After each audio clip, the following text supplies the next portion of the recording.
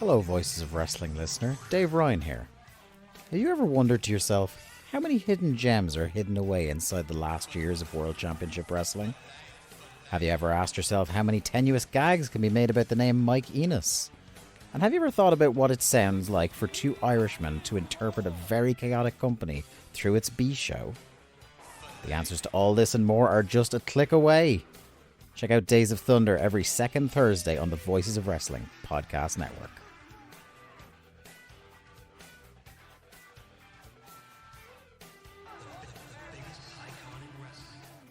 This podcast is a member of the Voices of Wrestling podcasting network. Visit voicesofwrestling.com to hear the rest of our great podcasts, as well as show reviews, columns, opinions, and updates across the world of wrestling.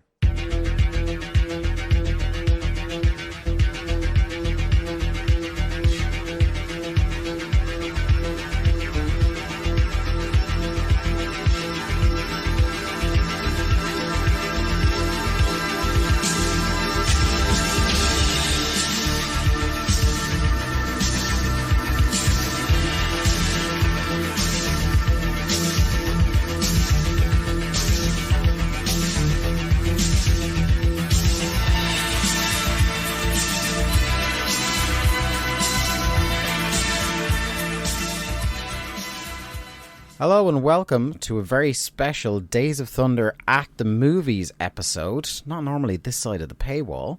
Lucky you. I'm your host, Dave Ryan, and I'm joined, as always, by my co-host, Lee Malone. Lee, how are you?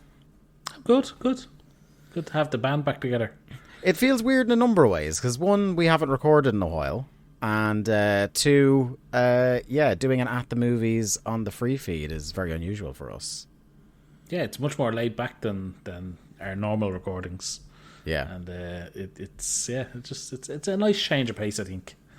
Yeah, we wouldn't normally have reason to do one, but I feel the movie we're here to talk about is it's crucial to the timeline, I think, and people's understanding of the sport of professional wrestling at this time in 1999. It would feel weird to have passed it by without doing it, and we've always pledged, even when we started the Patreon. It was right at the beginning when we first started this podcast that, like, you in particular circled, like, oh right, we have to do something on Beyond the Map because that comes out in the middle of our run. So so we've had this circled from the very beginning.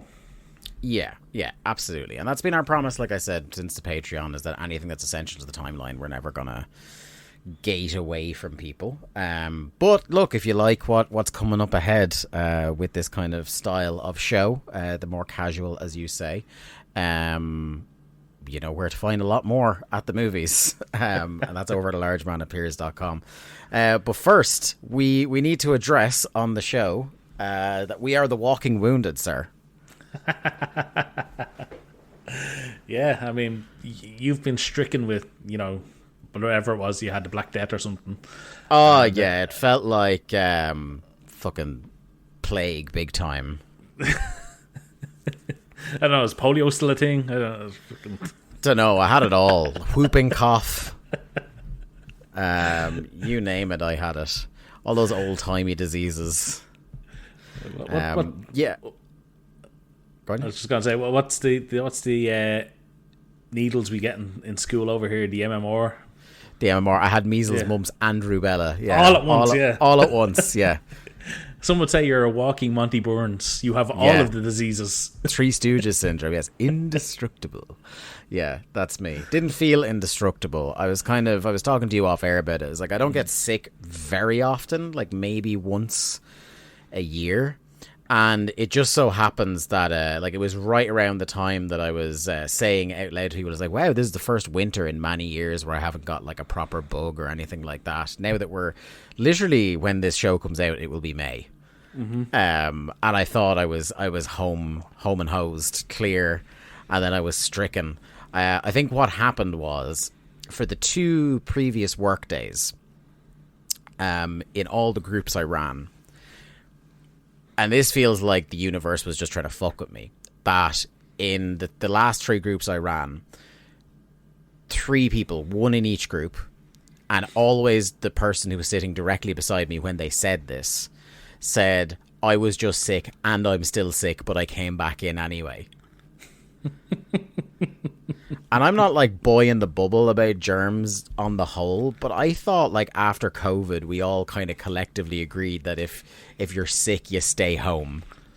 Oh, yeah. Come here. Listen, as a parent to a child, like, it's still in the school. Like, if you know, one of the kids, you know, so much as coughs, it's like, out you go. You're going home today. I am fairly strict with myself now about, like, I would have in 2019 and beyond, like, if I just had a bit of a sniffle or something like that, I would have still kind of persisted in going in. But in terms of both recharging my batteries and just being fair to everybody else, I try so hard not to do that now and to take time off. But yeah, I had, by the third person, I was like, well, I'm going to get sick. And then literally I was home that night and I was just sitting around like the couple of hours where I usually kind of unwind, play a few games and then go to sleep. I was like, oh, I'm starting to get that feeling. Things aren't good. And by the morning, I was just like, I went to help my granny do her shopping. And I was like, maybe some fresh air will do me good walking down to the shop to meet her. And I think within 10 minutes of getting to the supermarket, I was holding myself up off the trolley. Jesus. And I was just like, I remember texting. I literally, I went and sat down on a bench in the supermarket when my granny left. Because obviously, like, she would have sent me home and would have tried to do the shopping by herself. So I tried to gut through it. Then when she finally left, I sat down. I said 2 voice messages, one to my boss and then one to you, going, I'm fucked. This is all done. You did. That's true. And it was early in the day, if I remember correctly. Yeah. It was like 11 o'clock in the morning, and I was like, I can't do this. Like, the thought, I nearly puked at the thought of having to get on my bus to work. Like, that's how I was just like, just being contained on a bus. I was like, I don't think I can get that far without throwing up. Like, it's just, like, it was throwing up. It was, the head was stuffed. And you know the thing where, like, when your head, like, is so blocked up that you can't sleep, and that's when I struggle. Is like, I can deal with the head cold, I can deal with a little bit of light nausea, but when I start losing sleep, that's when, like, my condition deteriorates massively. I'm sure I'm not alone in that. I'm not saying I'm special in that way, but yeah, that's when I start to get real bad. So like Tuesday, Wednesday, I was absolutely out of commission. Half of Thursday, I was kind of like starting to feel a bit better, so I went back in for a little while on Thursday. Friday's kind of a gentle day for me, so I did Friday. And even though I'm still not feeling the Mae West in terms of, like, my energy levels are fucking all over the place. Like, I slept quite a lot last night, had a big nap today, and I'm still in ribbons. Like, I'm still, like, yeah. But, yeah, and I thought that was going to be the holy all of our medical maladies. Yeah. And then what happened to you fucking idiot? So it was Tuesday we were supposed to record, and we were like, you know, it was you that said, look, we'll give it a day, and if I'm up to it, we'll do it tomorrow. And I said, okay, that's fine. So I hit you up early on Wednesday and said, how are you feeling? You said shit. So I said, okay, that's fine. I will put out the call. I'll do a lonely audio over the next day or so. That was grand. Got some great messages, you know, great questions and stuff, and comments as usual on the Patreon and in the Discord. And then on Thursday evening, I went training. I you know, as I've talked about before, I play football with my local over 35s football team, and yeah, I decided Father Romeo Sensini. I decided to you know, have my wrists nearly fucking snapped in half. Yeah. So, yeah, no, I badly sprained my wrist on Thursday evening, and it was to the point where I wasn't quite sure if it was broken or sprained, and I was able to pump out a message to you going, I don't think I can record tonight because I may have a broken wrist. Yeah. And I feel like you've done well now to address it on Patreon and to address it on the free show, to get around, like, as soon as people hear wrestling fan with a wrist injury, the jokes just start writing themselves. Come here, it's too easy. You know, no one's necessarily believing what you're saying, but at least you're trying to kind of like defeat the allegations. You won't, but you're trying. Listen, I had to go to an interview with a fucking bandage on my right hand.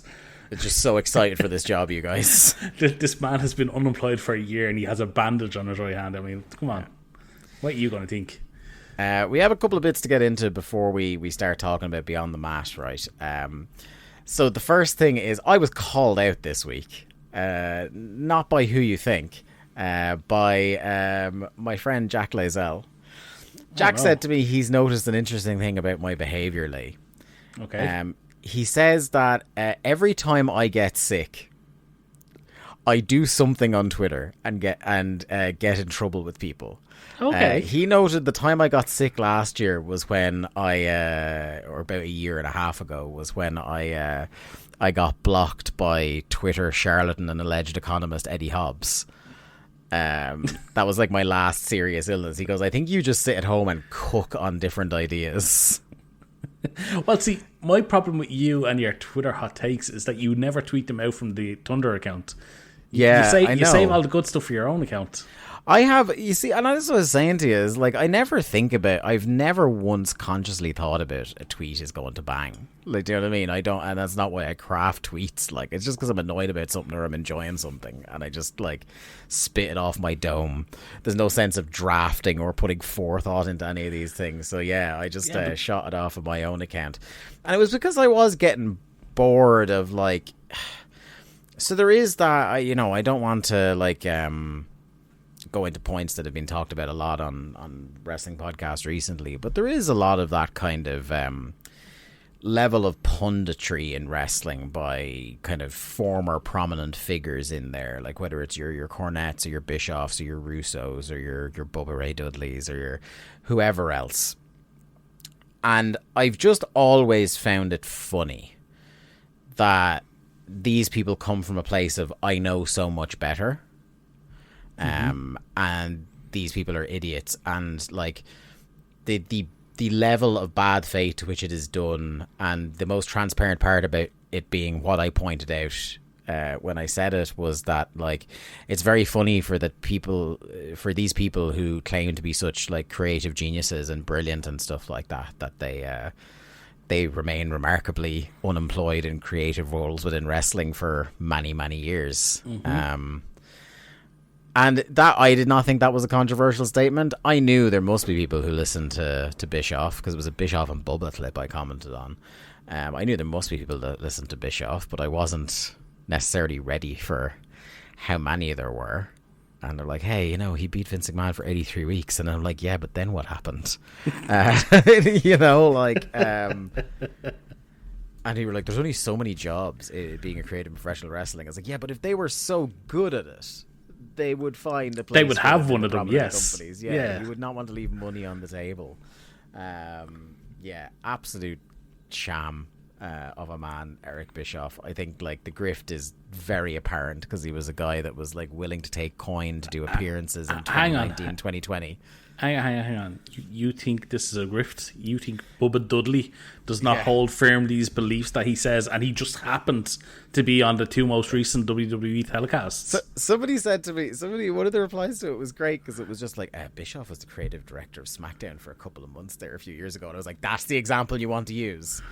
A job that pretty much as soon as he got it, he was shit canned from it, is what you want to use with me? No. Okay. He was not shit canned. He was used as a go-between for the executives that they didn't want to speak to. Yeah. Oh, fuck. Look, we've well established our opinions and thoughts on old Eazy-E, ATM Eric. Yeah. And, it's just, anyone that takes anything that man says seriously in 2024 deserves to be fucking as dumb as they are. Yeah, for sure. Talk about dumb stuff in WCW. Are you ready for the new Vice TV documentary series about who killed WCW that was announced by Seven Bucks Productions today? Can I give you my wild spoiler for who it's going to be revealed killed WCW? Go on. It was, in fact, the duo of Rick Steiner and Kaz Hayashi. Ooh, that would be a twist. Yeah, I'm sick of everybody blaming Russo and Bischoff and Kevin Nash, Jamie Kellner. Yeah. I think let's go out on a limb here. It's a thing that really kind of grinds at me. and something, I know you talked about it in your famous rant about the WWE Network and what it's doing to history, but it's what WWE has done to homogenize its narrative regarding the history of professional wrestling. That what WWE says about what happened to WCW has become accepted as what happened to WCW. And this is what I said, is like, I know we're a WCW podcast, so I'm not saying that WCW and its demise aren't interesting. They are. It's one of the most fascinating things that ever happened in the history of professional wrestling, and if you don't think it is, then I don't know what to fucking tell you. And television in a way, because at the time of it going down, like, there was such, like, it was such a tumultuous business, because WCW, like, in 1998 was on top of the fucking industry. And by 2001, it's been fucking shit-canned by a network that's been bought over twice in that time. It's like... the way I tried to put it was, the least interesting thing... The two least interesting stories in wrestling history are WWE's narratives around WCW and Montreal. Because we've been force-fed them for a quarter of a century now, nearly. Part of the mission statement of this podcast was to come out there and be a podcast that tries to look at a well-worn story with a maybe slightly different tone, because we're not outright, we're burying what deserves to be buried, but we're also looking for the hidden gold, and we're looking for maybe stories, people, or events that are forgotten or not talked about as much, because I think you get the same series of tentpole events that WWE docs and WWE people who have bought into the WWE narrative always talk about. And that is incredibly fucking tedious, that stuff. I am looking forward to doing things like the reboot Nitro or the simulcast and things like that, don't get me wrong. But I don't think they're the most interesting things we're going to cover. This stuff, the stuff in between these moments are some of the most fascinating stuff for me. And part of why we brought in this Observer feature as well is to get like a bigger context about, like, people gloss over everything that's happening in between or behind the scenes unless it hits those notes that all these things hit. Like you can tell, like, I can tell you right now, without, I haven't even seen I believe they put out a preview trailer or whatever. I can tell you they are going to hit Goldberg wins the title in the Dome. They're going to hit the finger poke. They're going to hit Goldberg losing the streak. They're going to hit the Radicals jumping ship. They're going to hit the reboot. They're going to hit the simulcast. Like, you know what the high points of these documentaries are going to be, because they are such WWE, like WWE's side of things. And like you said, it's been 25 years. We've heard it. We know it. Like, it's a director of the TKO board is the one producing this. What do you think you're going to learn on this? You're not going to learn anything. Yeah. And like, when, much as we've enjoyed episodes of Darkside on Vice, I think the ones we've enjoyed the most are the ones that are stories WWE doesn't often tell.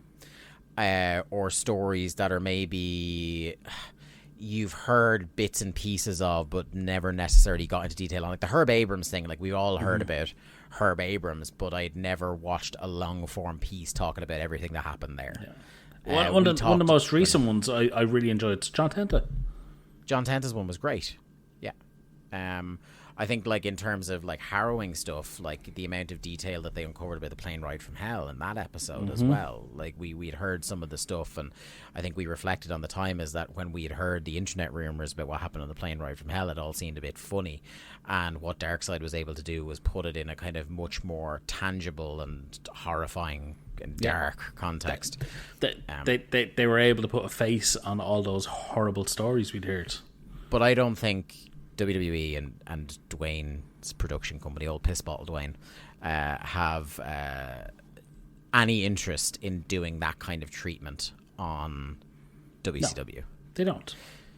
And that's disappointing, because I think there is, like, obviously we're trying to do our bit here in our niche, and other people have done their bit in their niche. But I think there's plenty of material to do the authoritative, deep Ken Burns-esque dive on WCW 96 to 2001. And it will never get done as long as the people that hold The footage. that footage are WWE. I mean, look, and they will always hold it long past any of us are dead. Like, I long hold out hope that TKO have no value in those video libraries, and now that they are going to Netflix, they will start selling them off. That's my great hope.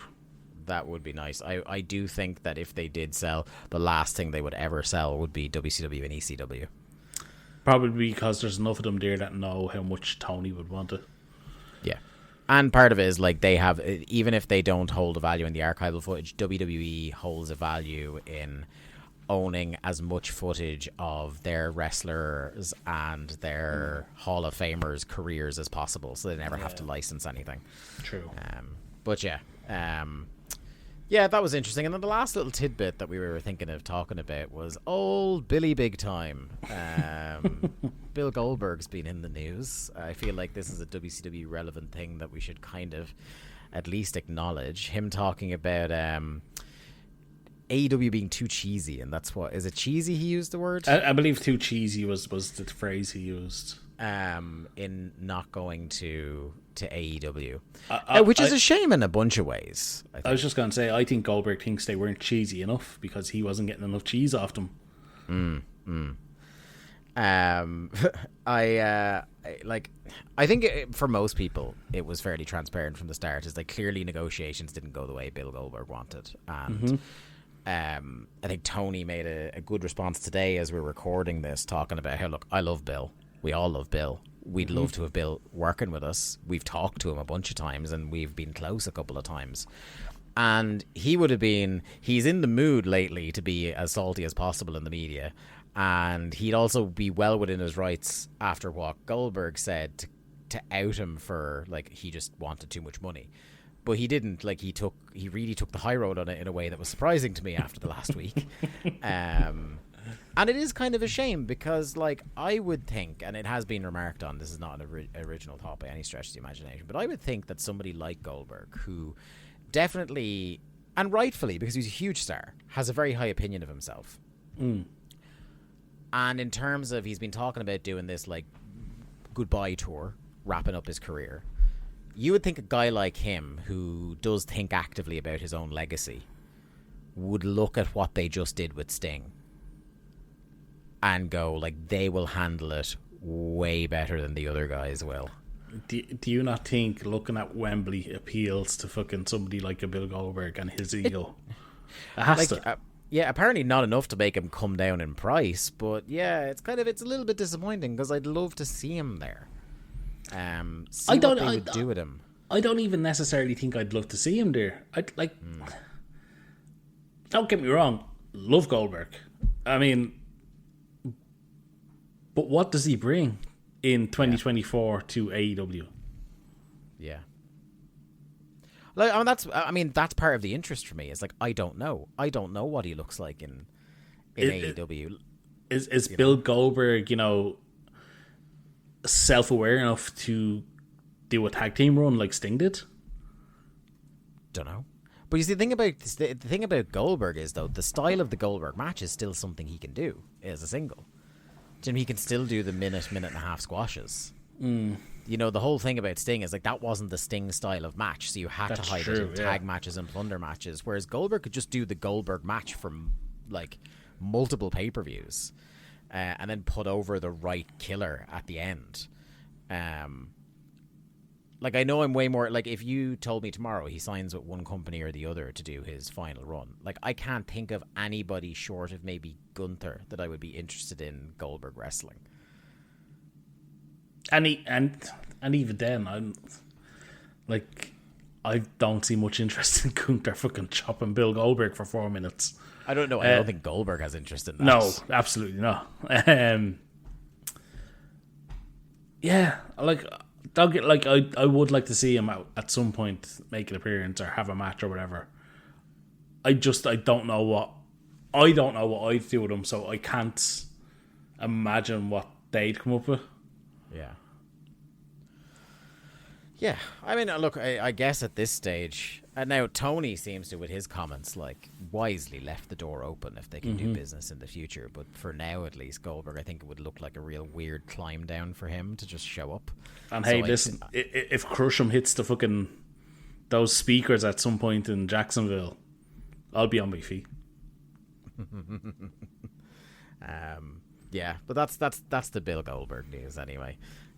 Let's move on to our feature presentation, which is to talk about Barry Blaustein's 1999 documentary, Beyond the Mat. And I suppose the first thing I want to ask you, Lee, is when did you first become aware of Beyond the Mat as a thing, and when did you first see it? When it came out. I was... Oh, really? Yeah, like I was well aware of this like very early on. Like Beyond the Mat was probably one of the first DVDs I had. Yeah. Like I remember I paid a lot for Beyond the Mat on DVD.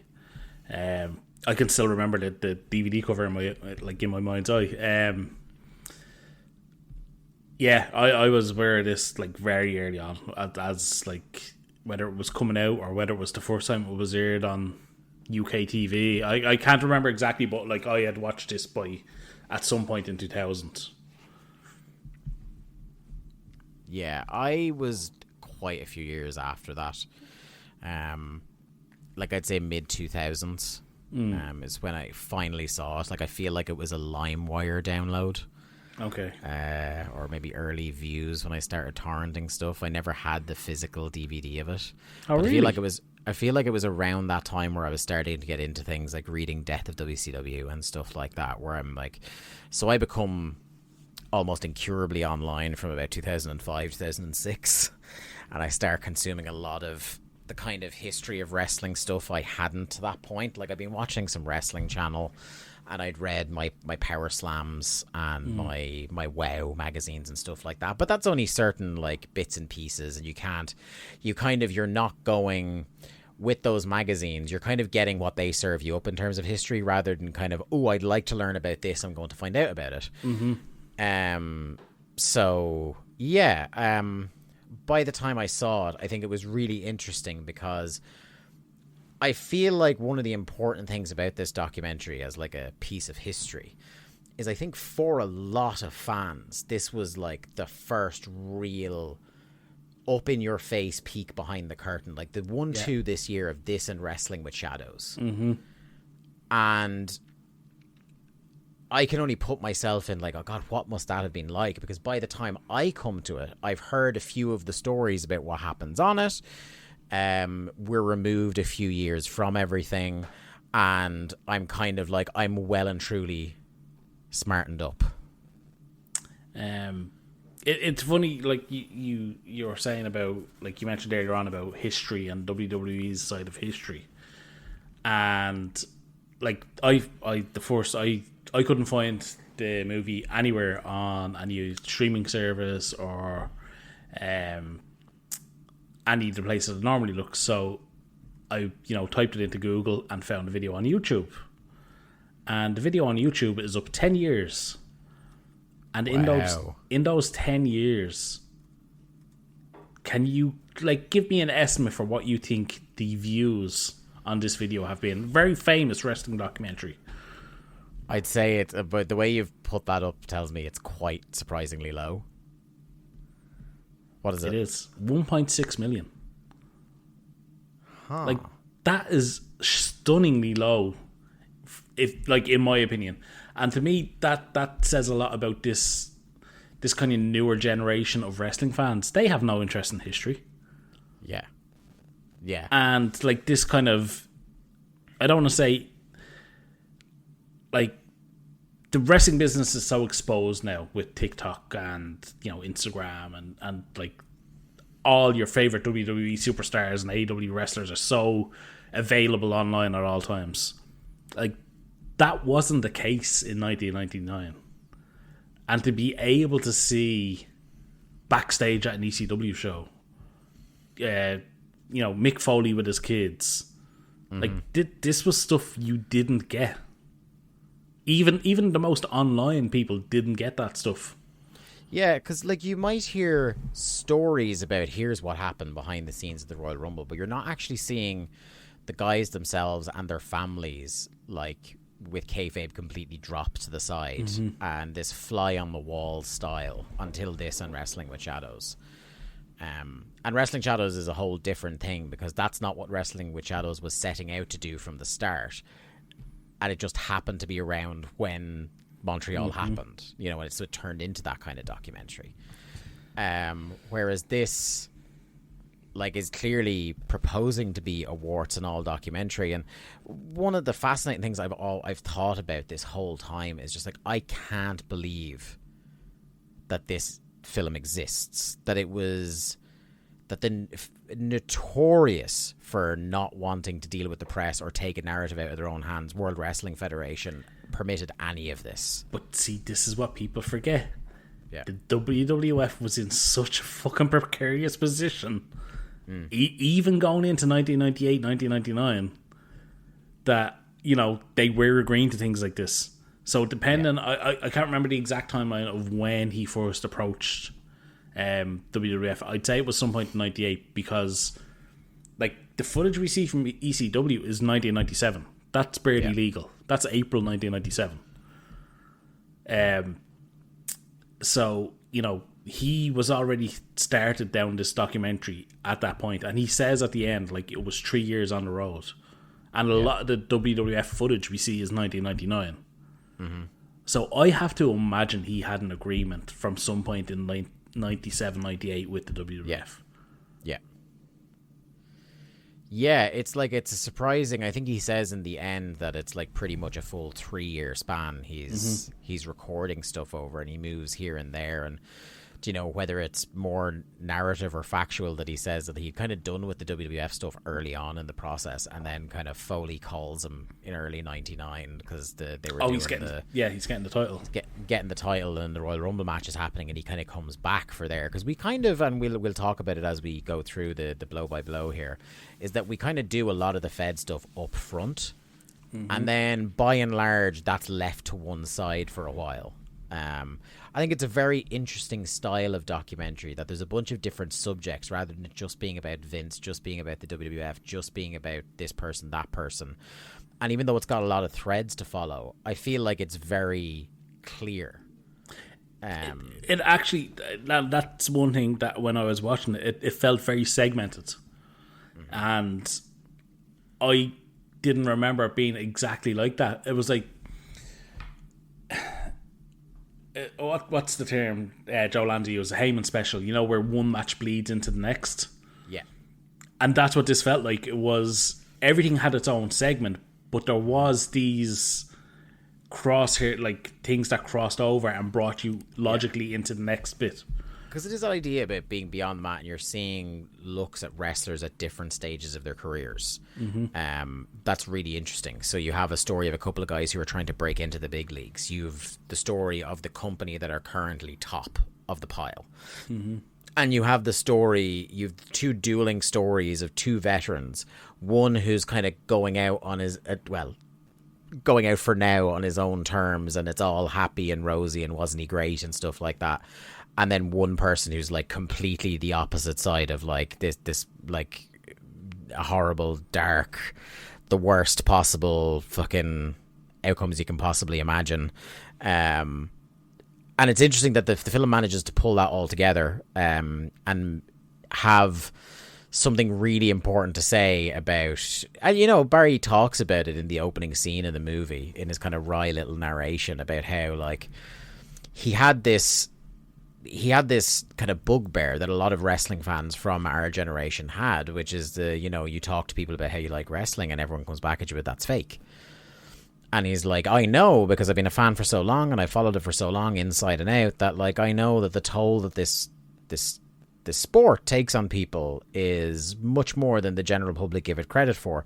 And that can be a source of some annoyance when, I mean, one, that's the blanket response you get all the time, and two, you have like a huge amount of stories, you know, about people's lives who are irreparably changed for the worse because of wrestling, and to kind of, it does them a disservice to be like, it's all fake, like it's fine. Yeah, you know? it's funny that you say that, like, you know, us as wrestling fans, we know these stories, like these, you know, behind the camera stories that we're all aware of from a very, like, generally very young age. Like, if you're smart to the wrestling business and, you know, online, as you know, we were at relatively young ages, like, you learn a lot more than you probably should. Like, it's funny, I grew up, you know, drug use was a prevalent thing in, you know, among my friends, you know, in school and socially, and I never, like, I can honestly, hands on the table, never ever touched anything that you would class as a hard drug, because I had read so many stories about wrestlers drinking and partying and, you know, hearts exploding, and like that shit, that, you know, scared me much more than the thought of, you know, being the guy that, you know, didn't touch the stuff. Yeah, do you know what? Funnily enough, like, I'm the same in terms of, like, having a history of not doing drugs, and I wonder, like, I've never consciously said it's because of all the cautionary tales from wrestling that I'm like that, but, like, maybe it did play a role. That is interesting to think about. I love that Barry kind of, like, in being vague, hits the nail on the head in that narration at the start where he says, I don't know why I like it, I just always have. And that's kind of the same for me, is like, we can kind of, we've talked about it on the show a couple of times, like, remembering when and why we might have got into it, but it's hard to put a finger on why we still, in spite of, like, all the times it lets us down, why we still come back to it. But it's just kind of like, I've always liked it. I think I've said before on the show, it's always been there for me. Yeah, like, he calls it. Go on, sorry. I was just going to say, like, through any time of your life, it's always there. It's not always good, but it's always there.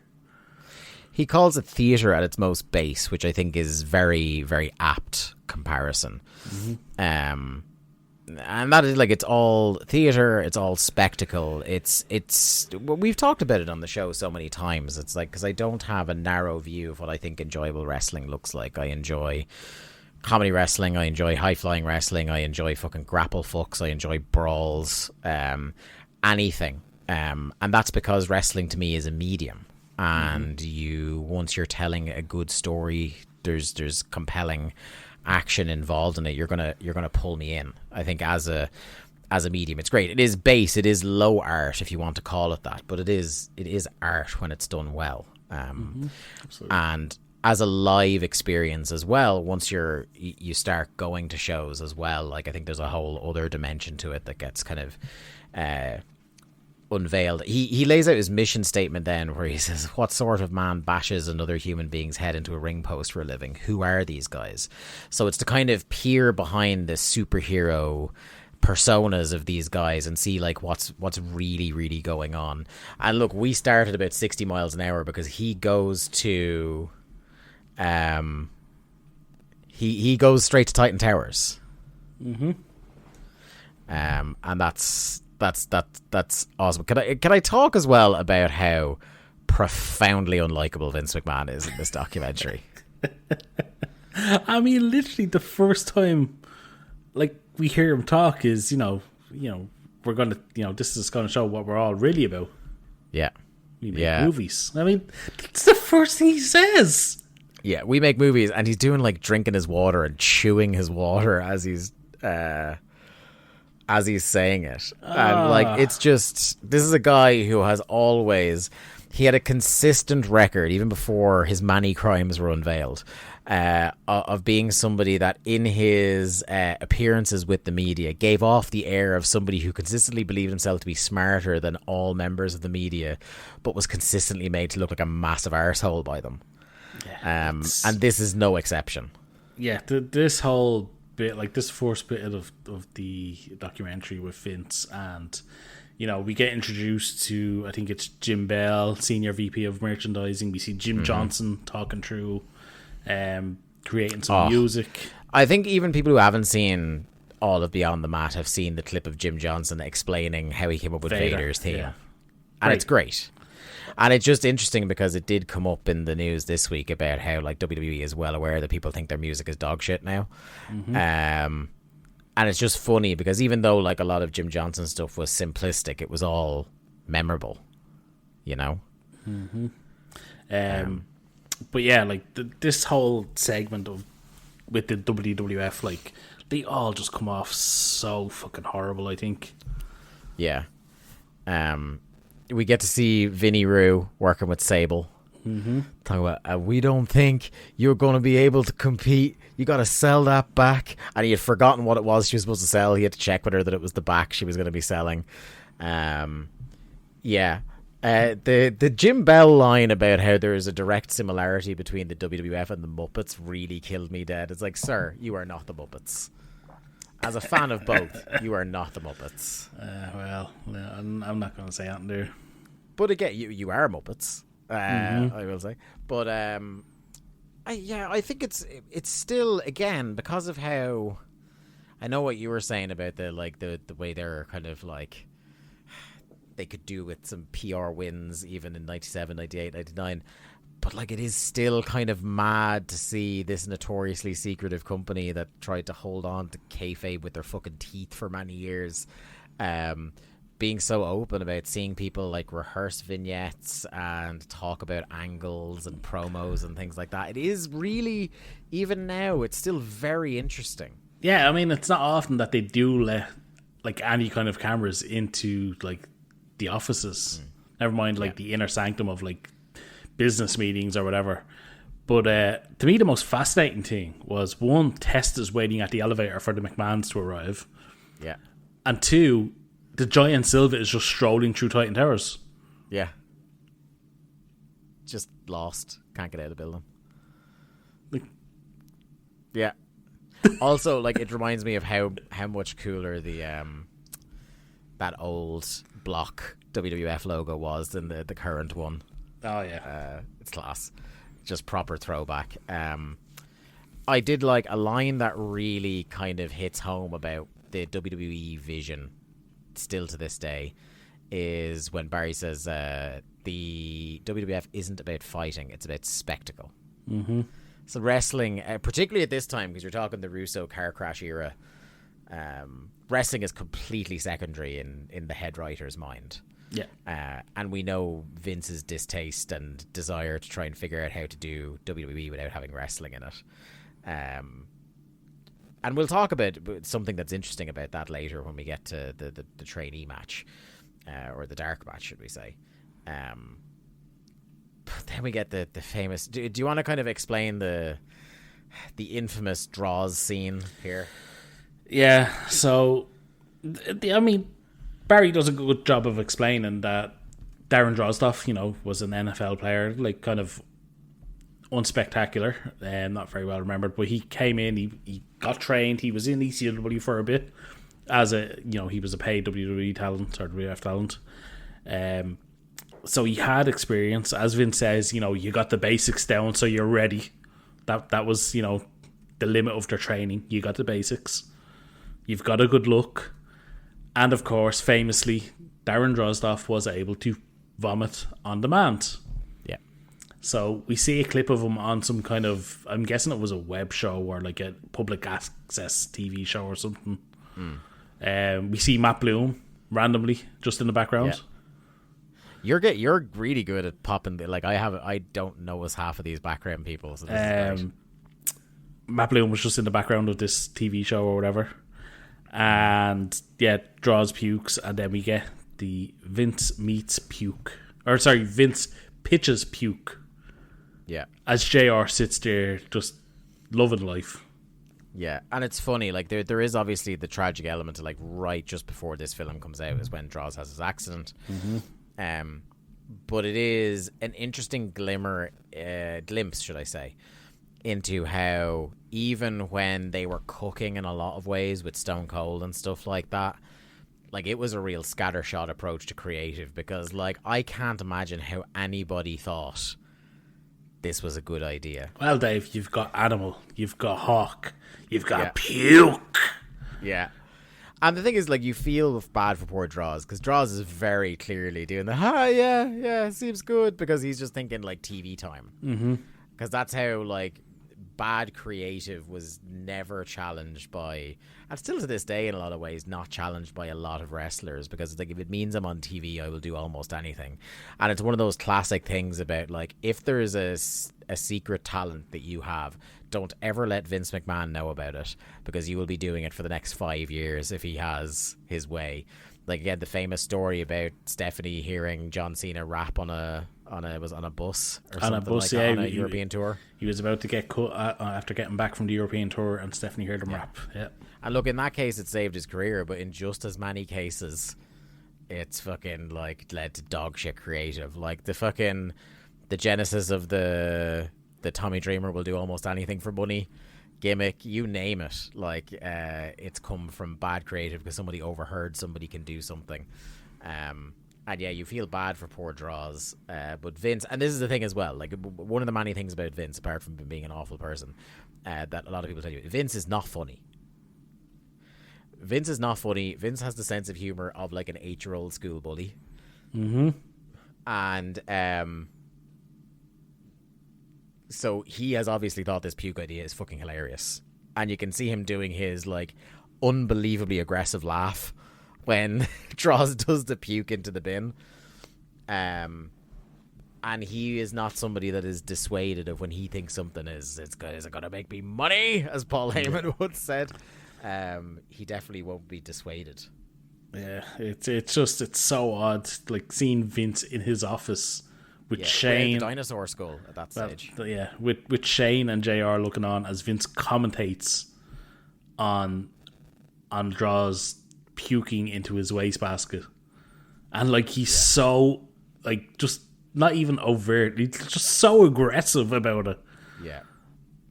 We then cut to the kind of, like, this is the company at the height of the business. That's, like, this is 97, so they're starting to reclaim ground. They haven't quite got there yet, but we have things in 97 happening, like Austin is starting to gather steam, Brett has turned, and we get some really good stuff in 97 at different points of the card. So they're starting to reclaim ground on WCW. And then we go to the opposite side of things, completely outside the big three. We go to the All Pro Wrestling School and Roland Alexander, who only died a few years ago, I think.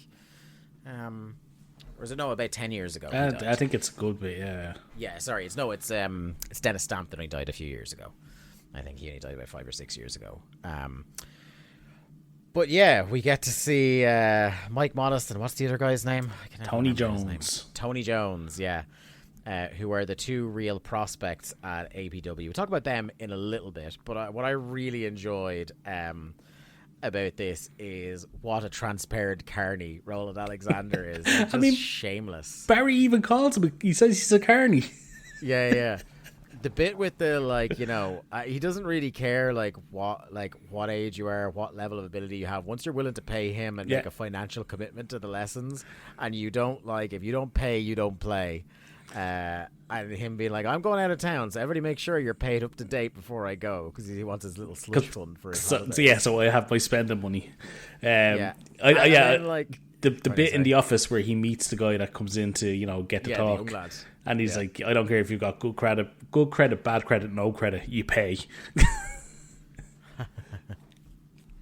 I love his there's a bit where Tony is outside and he's talking about how, like, look, we don't always get paid. Roland sometimes says you don't deserve to get paid, and then it immediately smash cuts to Roland going, I think I pay better than everybody in the independents, to be honest, and everybody always gets paid. And they're talking about, like, even when they get paid like fucking shit. Yeah, I think Tony says he gets generally about $25. Yeah, it's so funny. We get to see some shots from APW. Like, a lot of the independent stuff from the late 90s just makes me sad because it's so grim and so, like, fucking just run down fucking shithole buildings in the middle of nowhere. But we see a wrestler trying to throw a fan off a balcony for spitting at him.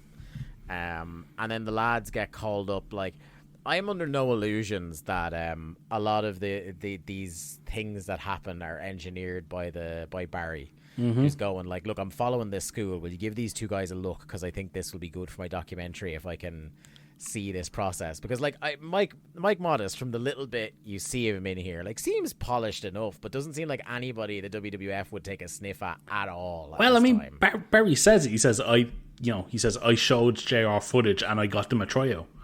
Yeah.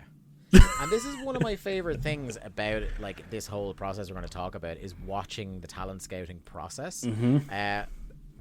And that's maybe in terms of entertainment second only to watching as they're talking around the TV as the guys are going out, getting to see the oddities just chilling out in gear, just chilling backstage. That's really funny. And this is, I think one of the most fascinating exchanges is when this match is happening. So they put Mike against Tony in a dark match at a Raw taping.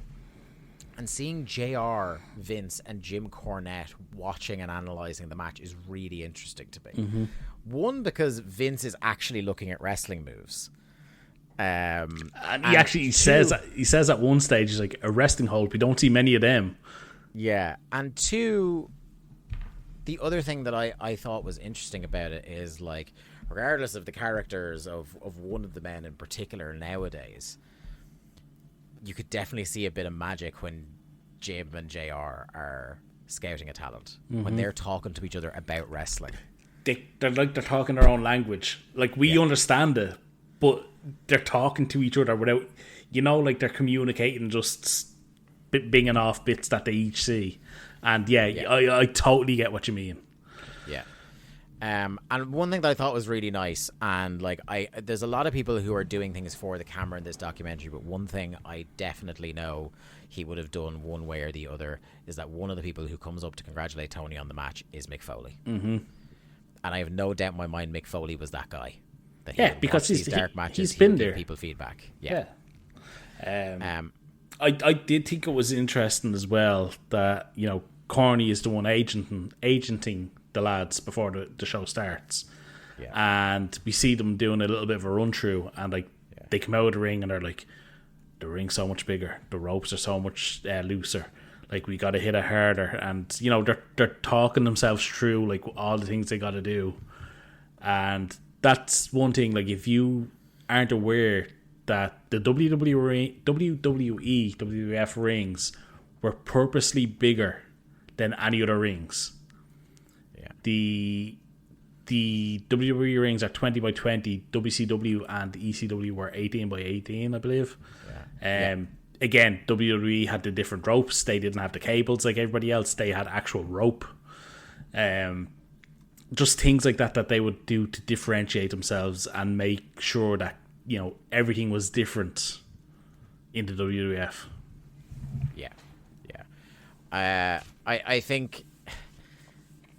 I think this was just like a fascinating part of the documentary for me. It doesn't last long. I would have loved to have gotten more of the gyms talking. I would have liked to get some of the the fucking Russos and stuff in, like exposing just how fucking little they knew about any of this. Like, because it's very interesting how they clearly aren't watching. Him and Ferrara are not watching the match. No. They don't give a fuck. They do not give a fuck. Then we get to our boy, Big Terry, the Funker. Do you want to talk about this? Because I think this is one of the, I love this man so much. We talked about him when he passed away. One of the all-time greats. And I think this was one... Weirdly, I think this was a thing that, as much as your respect for Terry Funk, the performer, might be sky high, your respect for, Terry Funk and what he's contributed goes through the fucking roof watching this part of the movie.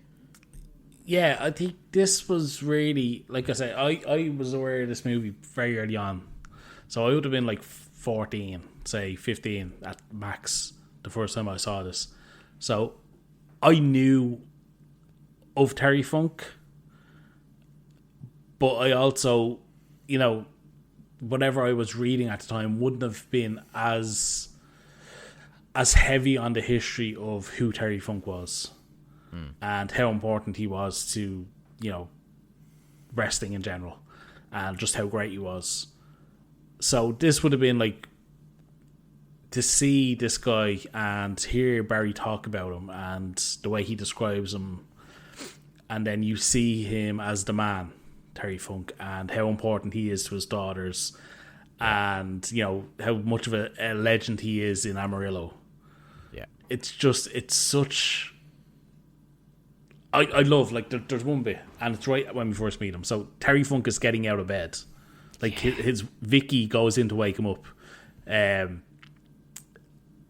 as Terry's getting out of bed, we're getting shots interspersed of Terry wrestling. Mm-hmm. And it's such a powerful thing, because you're seeing this guy who's given his life to wrestling. And, like, he has the famous Forever promo. Yeah. And that's playing as you're seeing this man kind of crawl out of bed. And you have Barry's voiceover saying, a lot of wrestlers acted crazy. Terry Funk made you think it might just be true. I mean, still to this day, 25 years after this documentary, I still think, like guys like us would still consider Terry Funk, he probably was nuts. Yeah.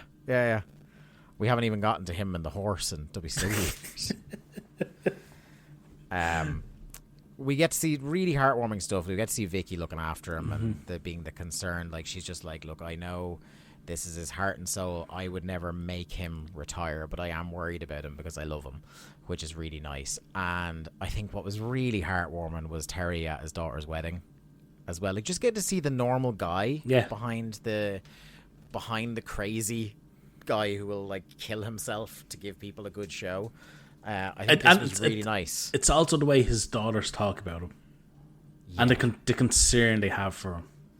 But they're like, all of them are like, look, we've all kind of wanted him to stop since 1990, but we know he's crazy Terry Funk. I think I'm pretty sure it's Vicky that says it. She's like, it was 1990 when I just accepted that, he'll make the decision when he wants.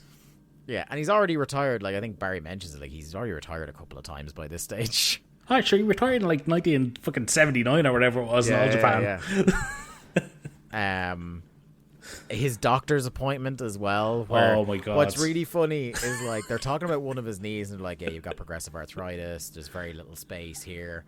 This is going on, and the doctor goes, and that's your good knee. Yeah. So the good knee is moderate to severe degenerative arthritis. Degenerative. Sorry, I knew it didn't look right. Degenerative arthritis, and that's, like you say, the good knee. And all Terry Funk can come back with is, will I be able to walk without pain? And the doctor's just like, you shouldn't be able to walk now. Yeah, he was like, if I don't get the knee, because they're like, whatever about the first knee, they were like, the second knee, you need to get a knee replacement, you need to get it now. And he's like, yeah, can I still perform and walk around normally if I don't get the surgery? He's just like, you shouldn't be able to walk around now. You should be crippled. Be living in constant disabling pain. And he's kind of sitting there going, oh, okay. And now I'm going to go to ECW. Because, again, he's a guy who, like, I'm sure it's not that he never had painkillers or anything like that, but he's not exactly known as a guy who was fucking popping pills. Yeah. Like, so this is just a guy who's just a fucking tough as an old boot motherfucker, like, Double Cross Ranch. And then, you get to ECW. So this is... He's filming Terry around the time of Barely Eagle, the first ECW pay-per-view, if you didn't know. And this was, like... Again, I think they did a really good job presenting the reality of what Barely Legal was. And I think for anybody that kind of has studied or watched or read anything about the time, is like, you've no idea what a dice roll for the future of ECW Barely Legal was. Like, if things didn't go well, it was all like that was it, like, because they were fucking, it's a company that lived on the rickety edge as long as it was around, and this was a huge gamble for them, to the point where, like, very famously, right after the pay-per-view went, the generators blew. Oh yeah, it was. It's like 2 minutes or something like that.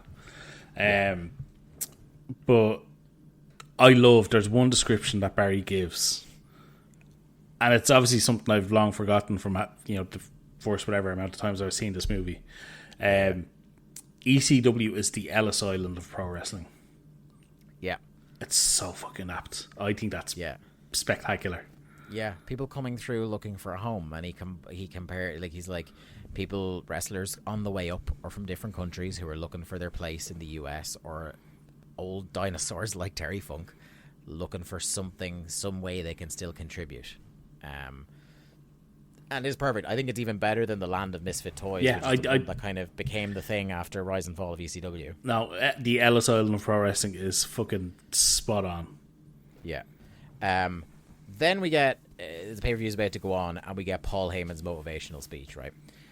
And much has been said about the man over the years, and in many ways, an absolute carny, an absolute scumbag, a horrible businessman. I would go to war for this man if I was in the room for this speech. Like, there is a reason he got people to work for little to no money, and he managed to make this thing go as long as it did. It's like, you listen to this guy speak and you would die for him. I always go back to what Raven said. He's like, you know, the first time I was in the ECW locker room and before a show, and, you know, Paul's giving this rah-rah speech, and he's like, oh, you know, okay, this is obviously what they do. And he says, you know, I noticed that, you know, everyone around is just getting, you know, amped up and whatever. And, you know, Raven says, you know, I went to Paul and I said, look, that's for them, that's not for me. You know, I've been to WCW and WWF at that point. He's like, you know, if you want me to do that for them, that's fine. That's not what you do for me. You talk to me straight. And I was like, okay. And then Raven says that, like, the next time it happened, he's like, you know what? Yeah. And he's like, he finds himself getting into it, and all of a sudden it's like, you know what? I will run through that fucking wall for you, Paul. Yeah. And that's the magic of him. That's his talent. Because you do see what a shoestring budget it was run on, and the Rise and Fall of ECW does a good job of explaining about how, like, you know, Wrestler X was in charge. Was it Bubba was in charge of booking transport? Bubba booked the venue. Towards the end, Bubba booked the venues. Taz did the merch. Tommy Dreamer handled all the money and concessions and stuff, and someone else did editing. Well, that was Ron Buffon, wasn't it? He was the director. Yeah. Obviously Gabe was involved at the sides as well, and but it was basically a real rinky-dink operation. And they talk about it in that, but in this you actually see it being run out of Paul's mother's basement. As she does the ironing, yes. As she's doing the ironing, and they're recording, and like Paul is trying to do the voiceover on the ads, and he's running out of time because he's getting too hyped up and trying to mention 1,000 different things. So when it comes to the pay-per-view, then you see what a massive success it is, and it's such a nice element of his speech as well to do the thank Terry Funk for being unselfish in selfish times. And he was a guy that, like, in spite of, like, obviously he has ulterior motives in saying the things he says and acting the way he does, but he's always a man who, like, anytime I've seen him do, like, candid interviews and talking about the history of wrestling, he has a real reverence for it.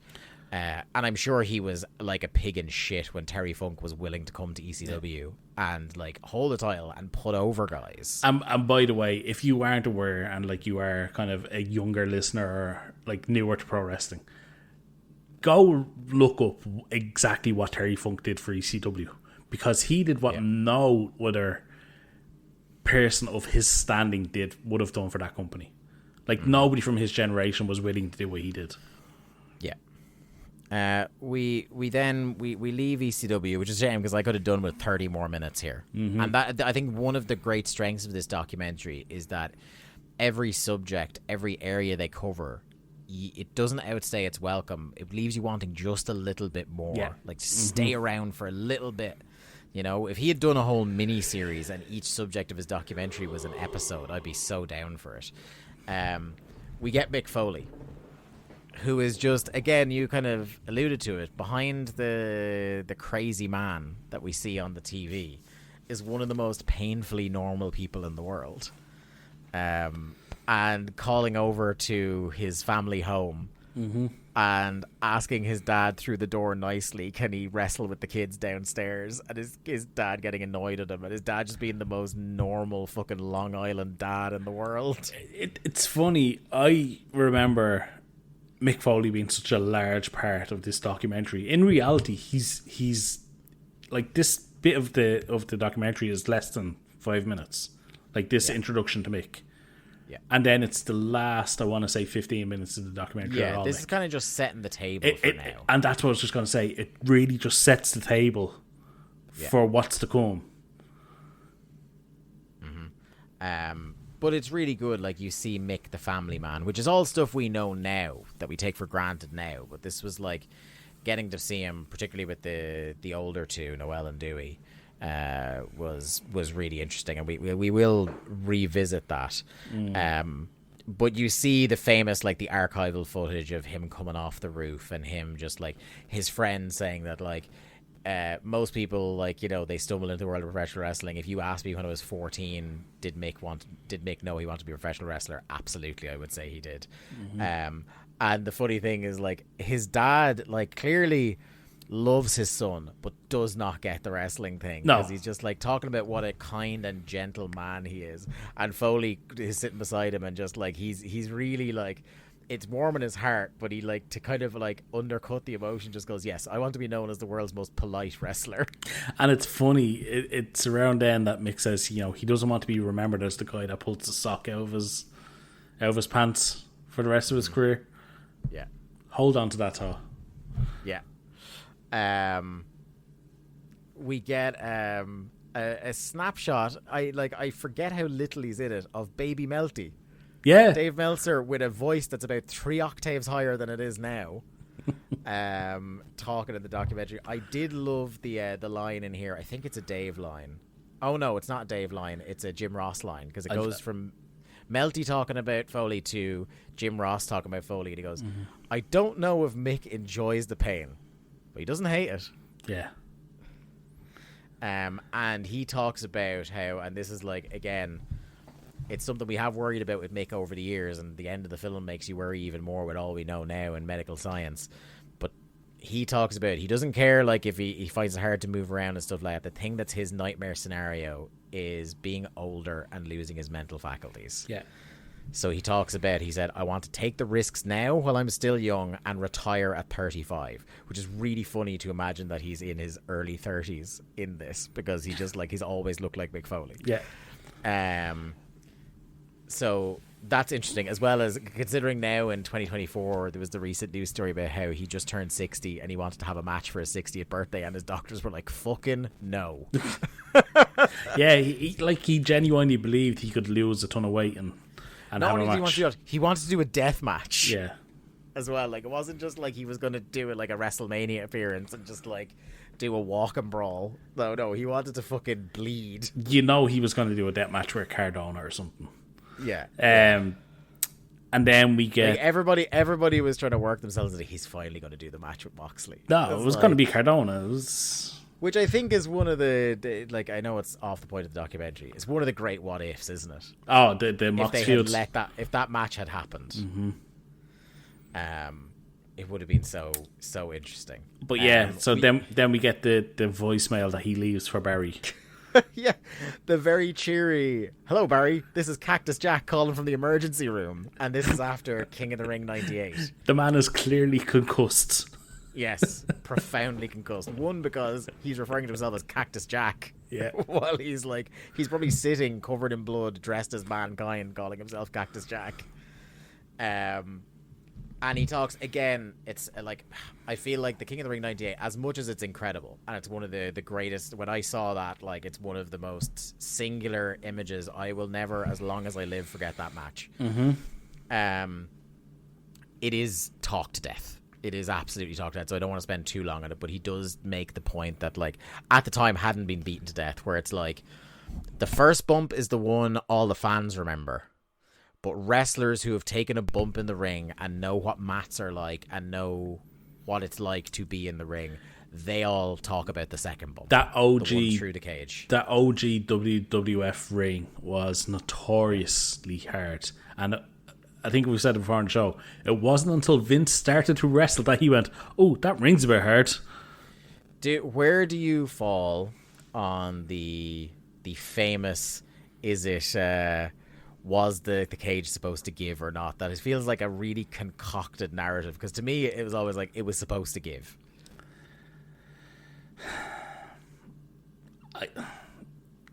I think it was supposed to give, but I don't necessarily think it was supposed to give in such a violent fashion, if that makes sense. Yeah, to absolutely crumple like paper as soon as his back hit it.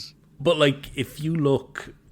Like, the way when he's being honest, he talks about it, is that he imagined it being like it would half break and he'd roll down relatively safely. Like, if you look, as soon as they step up onto that cage, like, the thing is fucking sinking. They did not do a good job building that. Yeah, you can see it's the only panel that is held together by literal cable ties.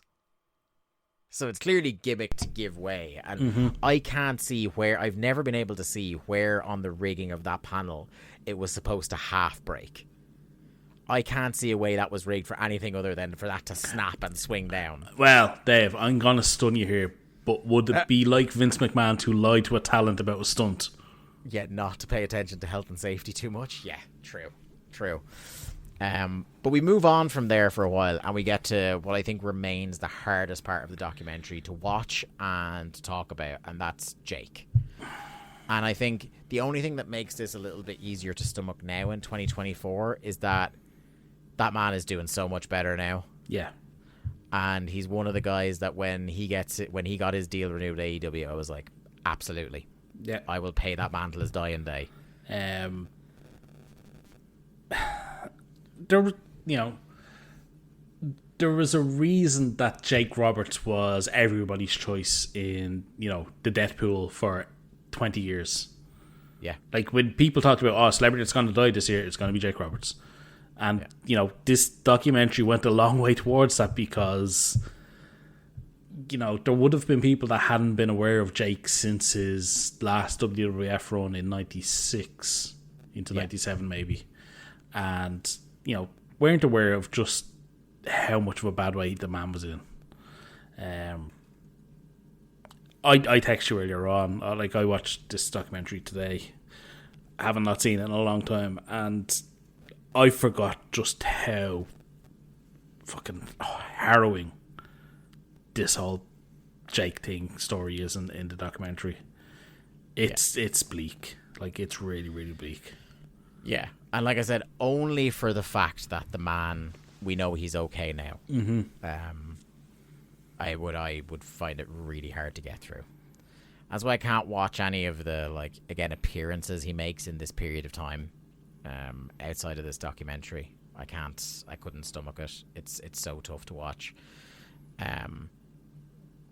What's funny is I thought immediately when they go to his first show in Nebraska, I forgot they do 2 shows of him in Nebraska. And the first one, he's actually relatively together. Mm-hmm. You can tell he's on hard times, and it definitely is showing that thing as, this is a guy who was at the highest of heights a few years ago, and now he's pissing in a bucket in Nebraska in, a school gym or wherever the fuck it was, or abandoned warehouse, whatever the fuck. So there is certainly, even in that scene, there is an element to which, it's not all bad. He seems relatively lucid at first. And he's talking about, entertaining the fans and... Yeah. Making their night. It's not about him. It's about help.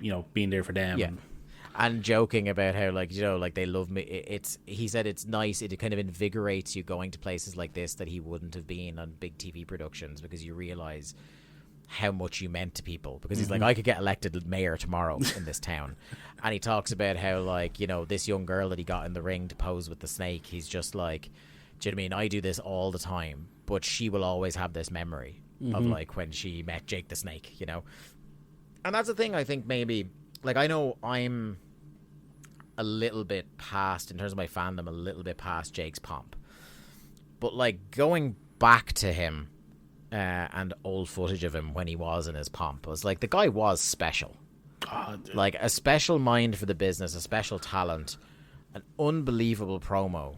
A guy who you would wonder plonking him in a different time in a different company when it wasn't unfortunately his heyday was during the most cartoony period of pro wrestling, where he couldn't be what he clearly had in him.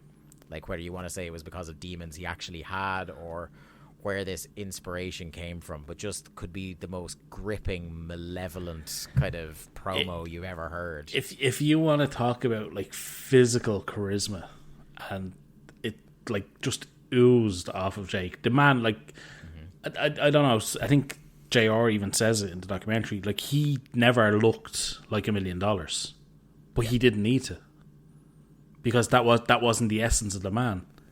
He was always, even when he was a beloved babyface, he was always dangerous. Yeah. And that's a really tough balance to strike. Mm-hmm. And Jake was that. And yeah, it's just, I think if you didn't live, again, if you're a younger listener and you didn't live through Jake, I don't think you'll ever... It'll be difficult for you to ever grasp just, like, how important he was. Like, he was the number 3 babyface in, like, the peak of the Hulkamania era. Yeah. Yeah. And it's hard because, again, Hulkamania is so all-encompassing. And Savage is number 2 for a lot of that period, is such a, like, again, once-in-a-lifetime kind of guy that you do lose sight of, but like, how great Jake was. There was 2 people in the Hulkamania era that were so great and so over that they didn't need a title. One was Roddy Piper and the other was Jake Roberts. Yeah. Mm-hmm. Everybody else got a title at some point. Yeah. For sure. Right, I guess we need to rip the Band-Aid off. Grizzly Smith, one of the, even for the professional wrestling business, Grizzly Smith, the father of Jake Roberts, one of the most awful human beings that we've ever become aware of in the business. I don't want to use the term lightly, but evil is just... It's the only word I want to use to describe the man. He was a monster. Yeah. Make no bones about it. Like, he truly, we don't need to necessarily recount absolutely everything. But even Jake talking about, like, and you've heard so many stories about the person who, like, the background they came from and the way they were raised. It's like they felt doomed from the start. And Jake talks about how, like, he exists in this world because his father, Grizzly Smith, raped his mother when she was underage. And that's something he's had to live with his entire life, you know? And it's clearly something, so we get Jake meeting Grizzly Smith, and them kind of hanging out at the back chopping wood. And even Barry points out, is like, they can't even fucking look at each other. They can't look at each other, but when Grizzly Smith is talking about him on camera, he tries to kayfabe it and tries to act like, you know, he says that Jake, or, well, he doesn't use his real name, but he's like, like Grizzly Smith's real name is Aurelian, isn't it? And Jake, because Jake is named after him, is Aurelian Jr. But he talks about how, like, his son was born out of love and he still loves him. Well, he can't look the fucking man in the eye. Yeah. And clearly, like, I got the tone from that is he's not somebody that ever accepted or admitted to the many horrible things he did. And I think again, I'm going back to podcasts I've listened to years and years ago, but I think that was one of the contentious things with his relationship with Jake, was that he never took ownership of what he did, and that's a horrible way to say it. It's a whole horrible situation. Like, I said to you off air, like those Dark Side episodes are just, there's some things I just hate watching and listening to about, because I'm aware of them, I know what happened, and I just hate being reminded that people like this exist. It's just, it's horrible. And the man... And it's something you see a lot with abusive figures like that, is even if everybody knows what you did, to not admit it ever till your dying day, these people still feel like it grants them an element of power. Yeah, and that's over exactly the people what they it is, did this to. Because, like, clearly, like, it's such a messed up relationship to have that, like, Jake is still going to, like, meet him, going to help him with chopping the wood, like... And Jake talks about it. He's like, all I ever wanted was some acknowledgement from my father, and I never got it. He said, No. you know, Again, can't even look at him. He said, I went to my father and said, I'm going to college, and he said, you're going to fail. You're going to be miserable. And then he said, okay. So then he got into the wrestling business, and he said, I went out there, I had a match, I came back through the curtain, and my father says, you know, you're an embarrassment, you're terrible, you'll never amount to anything. And Jake said that was the turning point. That's when I said, I'm going to take this business and shove it up your ass. And he did. And this is what I was going to say, is like, his career was kind of motivated by spite. And, like, to shove the career up his ass and eclipse everything Grizzly Smith did. And he did. You know what I mean? But it's one of those classic things of, that's what you want to do. You want to show him what for, but because he would never admit it or give him credit, like even achieving that thing that he set out for himself was like, I'm going to embarrass him with how much better than him I do in this business. It still gave Jake no satisfaction. No. That hole, that void was still there. And we'll talk about it a bit later with him, but that's something that he unintentionally then revisits upon his own children, which is horrifying.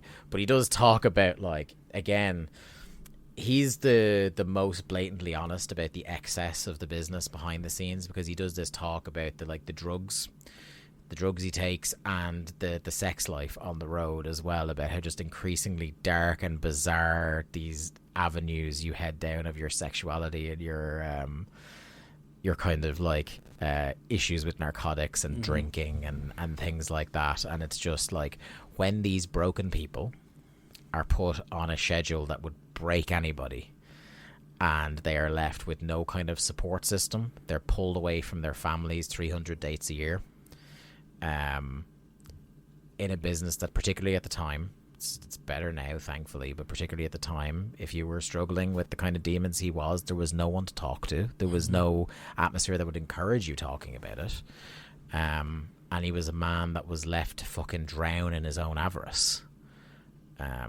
in his own vices, on the road. And it's fucking horrible to hear. And he's just like, can you blame me when this is the dark path I was going down, that like when I get home to my family, I'm just not there? Yeah, that, like, even when he's there, he's just mentally just not there at all. And like, on top of that, Jake talks about his sister, who, because of her own strained relationship with their father, he says that she ended up marrying a 50-year-old man whose ex-wife then kidnapped them both, and they never legally, the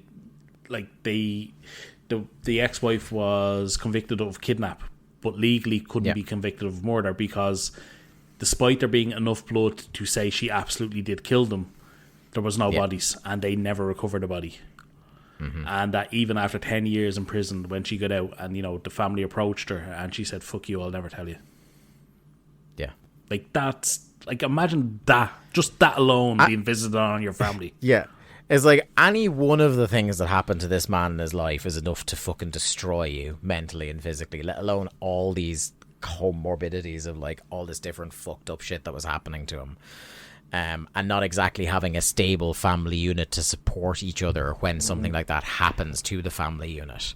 It really doesn't fucking bear thinking about.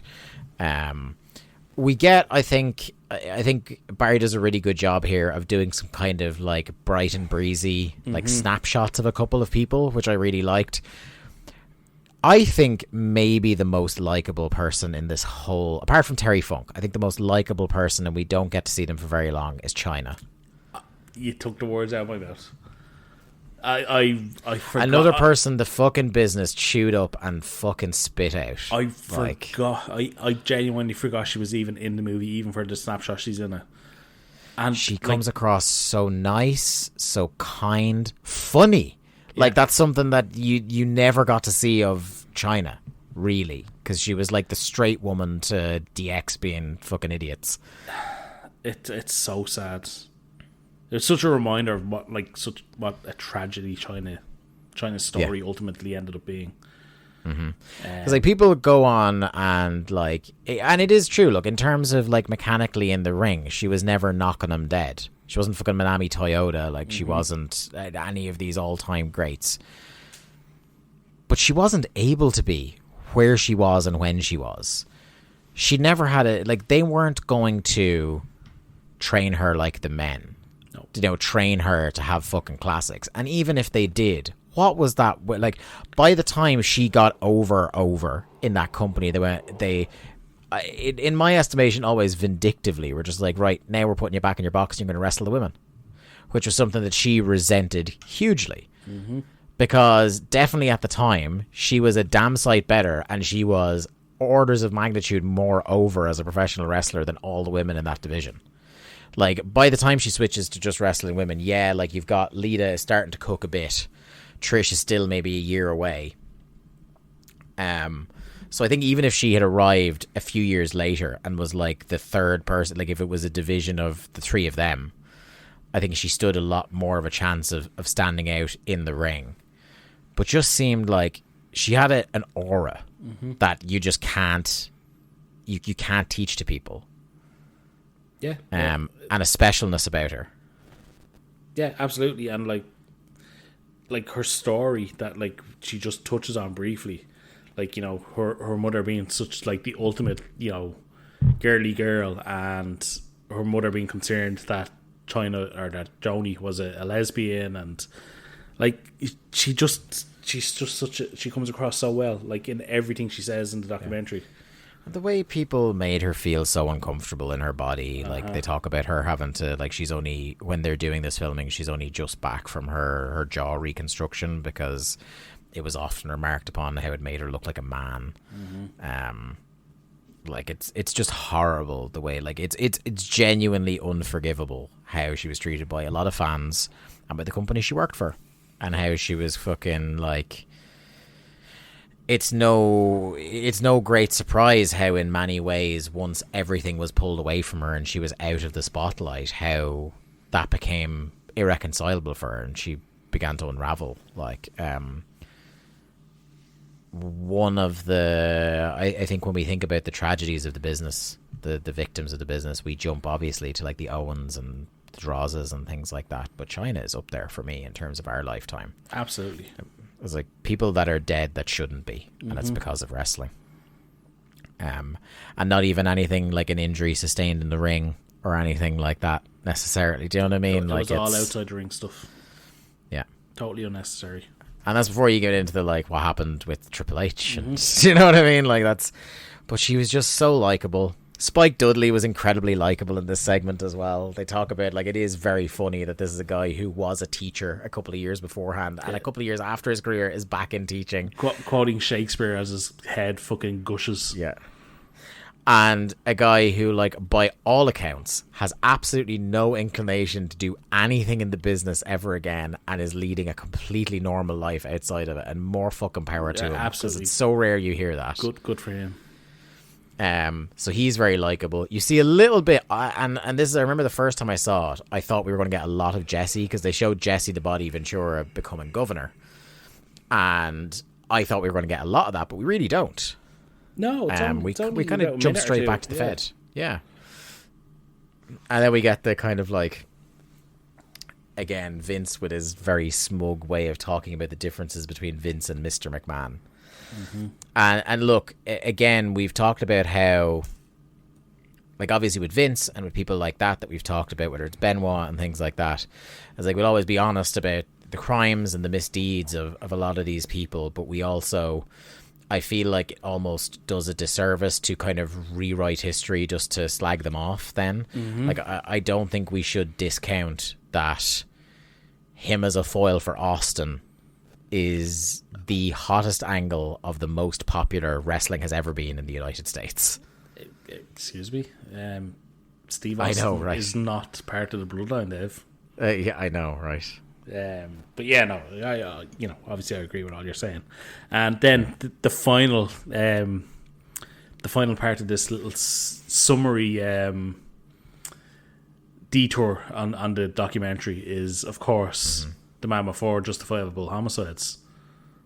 Yes. New Jack. And I love the way it's framed. You know, Barry says, you know, of all the people I expected to get close to, you know, fucking New Jack. I could have done with 3 hours of him and New Jack just hanging out. Like, you know, did you think New Jack stayed in the family home? Oh, I don't know, but I want to see, like, the road trip to Hollywood that they took, because we get to see New Jack trying to break into Hollywood and doing like casting, and he's terrible. Oh, he's awful. He's awful. And they're like, the casting director's really gently trying to let him down, and then laying it on so thick to Barry's camera, like once he's left, talking about how he has a sexuality about him, which is a lot of things people have described New Jack as having over the years, and sexuality is not necessarily one of them. No.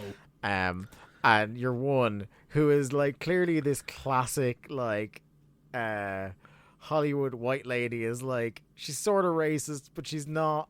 She's trying not to be. She's trying not to say it racist. She's like, I don't see him as Denzel, but he's like Denzel's buddy. And I was like, oh, it's weird that the only comparison you can make is to like the one prominent black actor in 1997. Fuck's sake, like. Was Cuba Gooding Jr. not a thing yet? Oh yeah, no, he probably was by then. But like Denzel, like I know Denzel is the go-to. I know. Yeah, like it's so fucking tragic. Like, but it's so funny. Like I would love to see him as Denzel's sidekick in a movie. Like if Bad Boys had been him and Denzel. I'm trying to think incredible. Of any Denzel movies, like him instead of Ethan Hawke in Training Day. Oh man. That'd be incredible. What was the team that Denzel had? It was like Ethan Hawke, Dr. Dre, and who was the other guy? There was like a fourth. Imagine that was just Jerome Young, bounty hunter. Incredible. So then we get to maybe the other most famous figure from this documentary, and that's Dennis Stamp. Cult hero. He has two scenes back to back that are two of the most iconic scenes in this documentary. One is him talking about how, like, because he's living in the area where the last Terry Funk match is allegedly happening. Terry Funk's doing his retirement tour at the moment, guys. Mm-hmm. And he's going to have his last match. He's wrestling Bret Hart. And Dennis Stamp is pissed because he's not booked.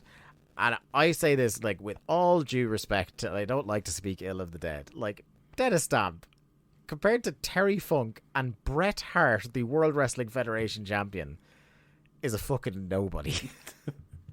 God bless him. But he throws a full strop to Terry about how he's not booked. Because he's like, oh, I'm not coming to the show. And he goes, why not? And he goes, because I'm not booked, Terry. It's like, I wanted to... Like, he was trying to book himself in the main event of the show. And then, like, as a compromise, is like, well, I'll ref it. No, he also says, I think as he's standing outside the arena or the barn or whatever it is, he's like, you know, no disrespect to the guy that's wrestling Dory Funk on the show, but nobody in the world could have a better match with Dory Funk than me. And I'm like, yeah, okay, pal, calm down. It's been 6 years since your last match. Also, it's Dory Funk. It's like, what? Where's that ceiling exactly in 1997 for Dory? It's only slightly above where it is in 2024. Slightly less diabolical than other people would have. Great. Yeah. And then, of course, him talking about how it's been 7 years since the last match, you always need to be ready, and him doing his tiny little weights on his trampoline in his Speedos. Absolute, like, when I think Beyond the Mat, that is the enduring image of Beyond the Mat. It's that or Draws over the trash can. Like, those are the two. Mm-hmm. I want to read a little bit because there was a post on Reddit I found when we were watching this, where somebody talks about Dennis Stamp when he passed away and wanting to kind of give him like a little bit of due because he's, again, people know him from this documentary and not a lot else. Okay. So this was 7 years ago when he just passed away. Like, most of us only know him for his kind of sad role in Beyond the Mat, myself included. The posts about his passing are riddled with memes and jokes about Stamp's I'm not booked line, which, look, even in spite of what we're all about to say, iconic. Oh. It is iconic. Meltzer spoke briefly about Stamp on Wrestling Observer Radio this morning. He noted that Stamp was kind to him and used to talk to him on the phone late at night in Dave's early days, giving genuinely good advice about the business and how to avoid getting worked and used. Dave also recalled Dennis talking about working a real shooter gimmick and telling a story about how he realised he probably wasn't a good enough shooter for the gimmick, but he made it work anyway.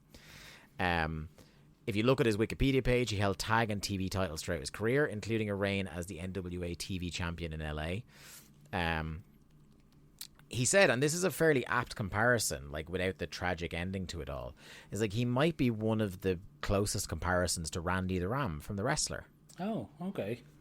In terms of the guy who was like past his best, he had it far, like he said, he had it far better than Randy. But his mentality about, like, he says a line in this where he's like, I'd rather be in the main event than breathe. And that is very Randy the Ram coded, you know? Much as we meme about Stamp, I think we'd all agree that we admire and respect his passion for wrestling, which is true. Do you know what I mean? Like, and this is the thing people always say about if you're going to succeed in the business, you need to have a very high opinion. You need to have an ego. Mm-hmm. And you need to think you deserve to be in the main event, because if you don't think you deserve to be in the event, what are you fucking doing? Like, it's a career that only exists to shorten your life. It doesn't, as Roland Alexander says, it pays fuck all except at the very top. So if you don't see yourself there, what are you doing? And as much as we make fun of him, Dennis Stamp is a guy who was just like, no, do you know what? Like, I've done my time. I have no interest unless I'm going to be in a prominent position here. So, like, I did want to give that a little mention there, because I thought it was an interesting, thought-provoking bit of a post on Reddit, which is rare for Reddit.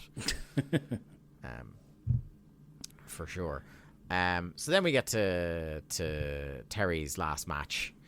And it's just very funny. I don't know if you noticed this. So, obviously, the Terry Funk Memorial, or whatever, no, sorry, not Memorial, Jesus, the Terry Funk Retirement Show, famously had wrestlers from ECW, WCW, and the WWF at the time. So Terry wrestled Bret Hart in the main event. Bret Hart was the WWF champion at the time. Which I want to say, sorry to cut you off there, I want to say, like, I can only think during the heat of the wars that I can only think of twice that happened, and it's this show and the Brian Hildebrand Memorial Show. Yes. And so Bret Hart in the main event with Terry.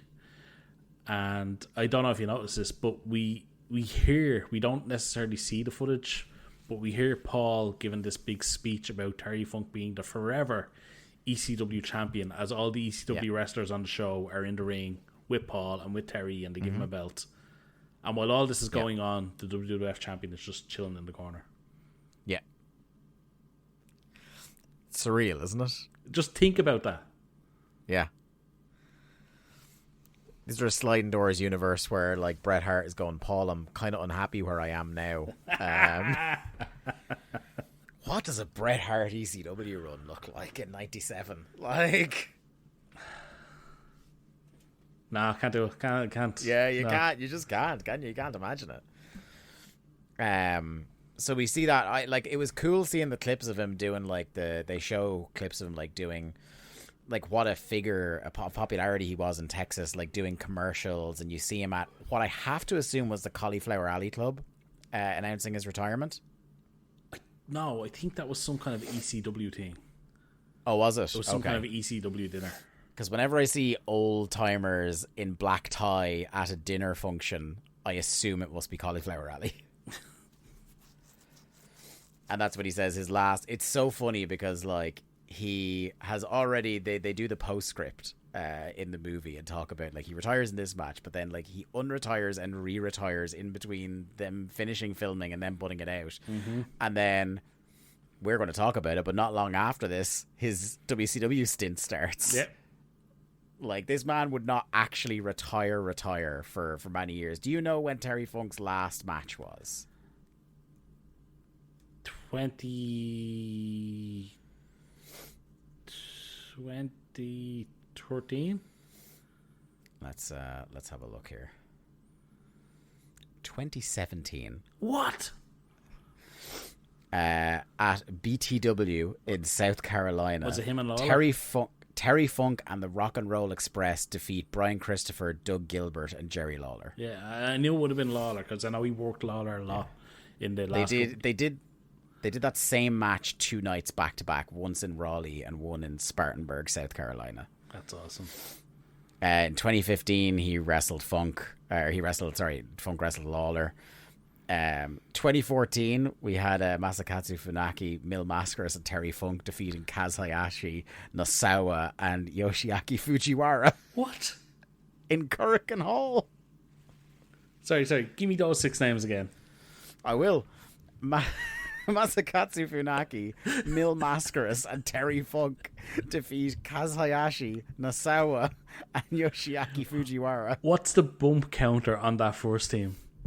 The one before that then is at House of Hardcore 3, which is Terry Funk and Tommy Dreamer versus Lance Storm and Sean Waltman. Jesus. The last match of the Funks was in 2013 for All Japan. Fucking hell. Fuchi and Nishimura versus the Funks. There's some barn murders here in the last few years. In 2011, imagine this match in 2011. at Juggalo Championship Wrestling. Of course. Terry Funk and Mick Foley versus Roddy Piper and Bob Orton. Good Lord. Okay, I'll give you one more, right? Because this is great. You know, I assume you remember that in 2011 he did PWG. No. Okay. PWG at Kurt Russell Reunion 2, the reunioning, did a Legends Battle Royal. Would you like to hear the names in the Legends Battle Royal? Okay, go for it, yeah. So Roddy Piper won. Is that because he couldn't I mean, bump? this is a great trivia question for like who of these names did a PWG match, and you're going to get a lot of these are absolutely fucking mental when you think about what PWG is. Roddy Piper, Barry Orton, Bob Orton, Chavo Classic, Cruel Connection #1, Danny Davis, Jimmy Hart, Mondo Guerrero, Mike Graham, Rock Riddle, Savio Vega, Sean Morley, Shane Douglas, Shane Helms, Tatanka, Terry Funk, The Barbarian, The Warlord, Tito Santana, and Vampiro. Why is PWG in 2011 spending so much money on one match? I don't know. I kind of want to watch that show now. That's so much money. Do you want to know how long this match went? 14 minutes. 35 minutes.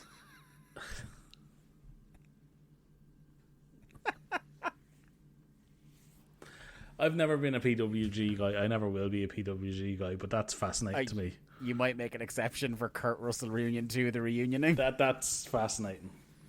If somebody could facilitate us with that footage, I'd really appreciate it. I don't know if I could, in good conscience, put money down on that DVD, but Excalibur, if you're listening, sort us out, yeah? Anyway, we move on from Terry's last match for now to, I think, again, this is the bit where it's like the by far the darkest part of the whole documentary, and that's back to Jake. And this is Jake going to see his daughter. And it's interesting the phases of my life I've moved through, where I think at one stage when I was like a teenager watching this for the first time, not that I was ever fully this way, but I was leaning on the side of like, I get what Jake's done and what he's been like, but Jesus Christ, like I was like at the time as a teenager, I remember just going like, she's just like, she's not listening, you know, she's not giving him a chance kind of thing. Do you know what I mean? Like that was my naive taken at the time. And the more I've kind of not only learned about him, but the more I've learned about life and heard the stories about him and seen similar stories in the world of people like him and relationships with children and stuff like that, the more I like over time come on that she's absolutely right. Like, how could she let him back in?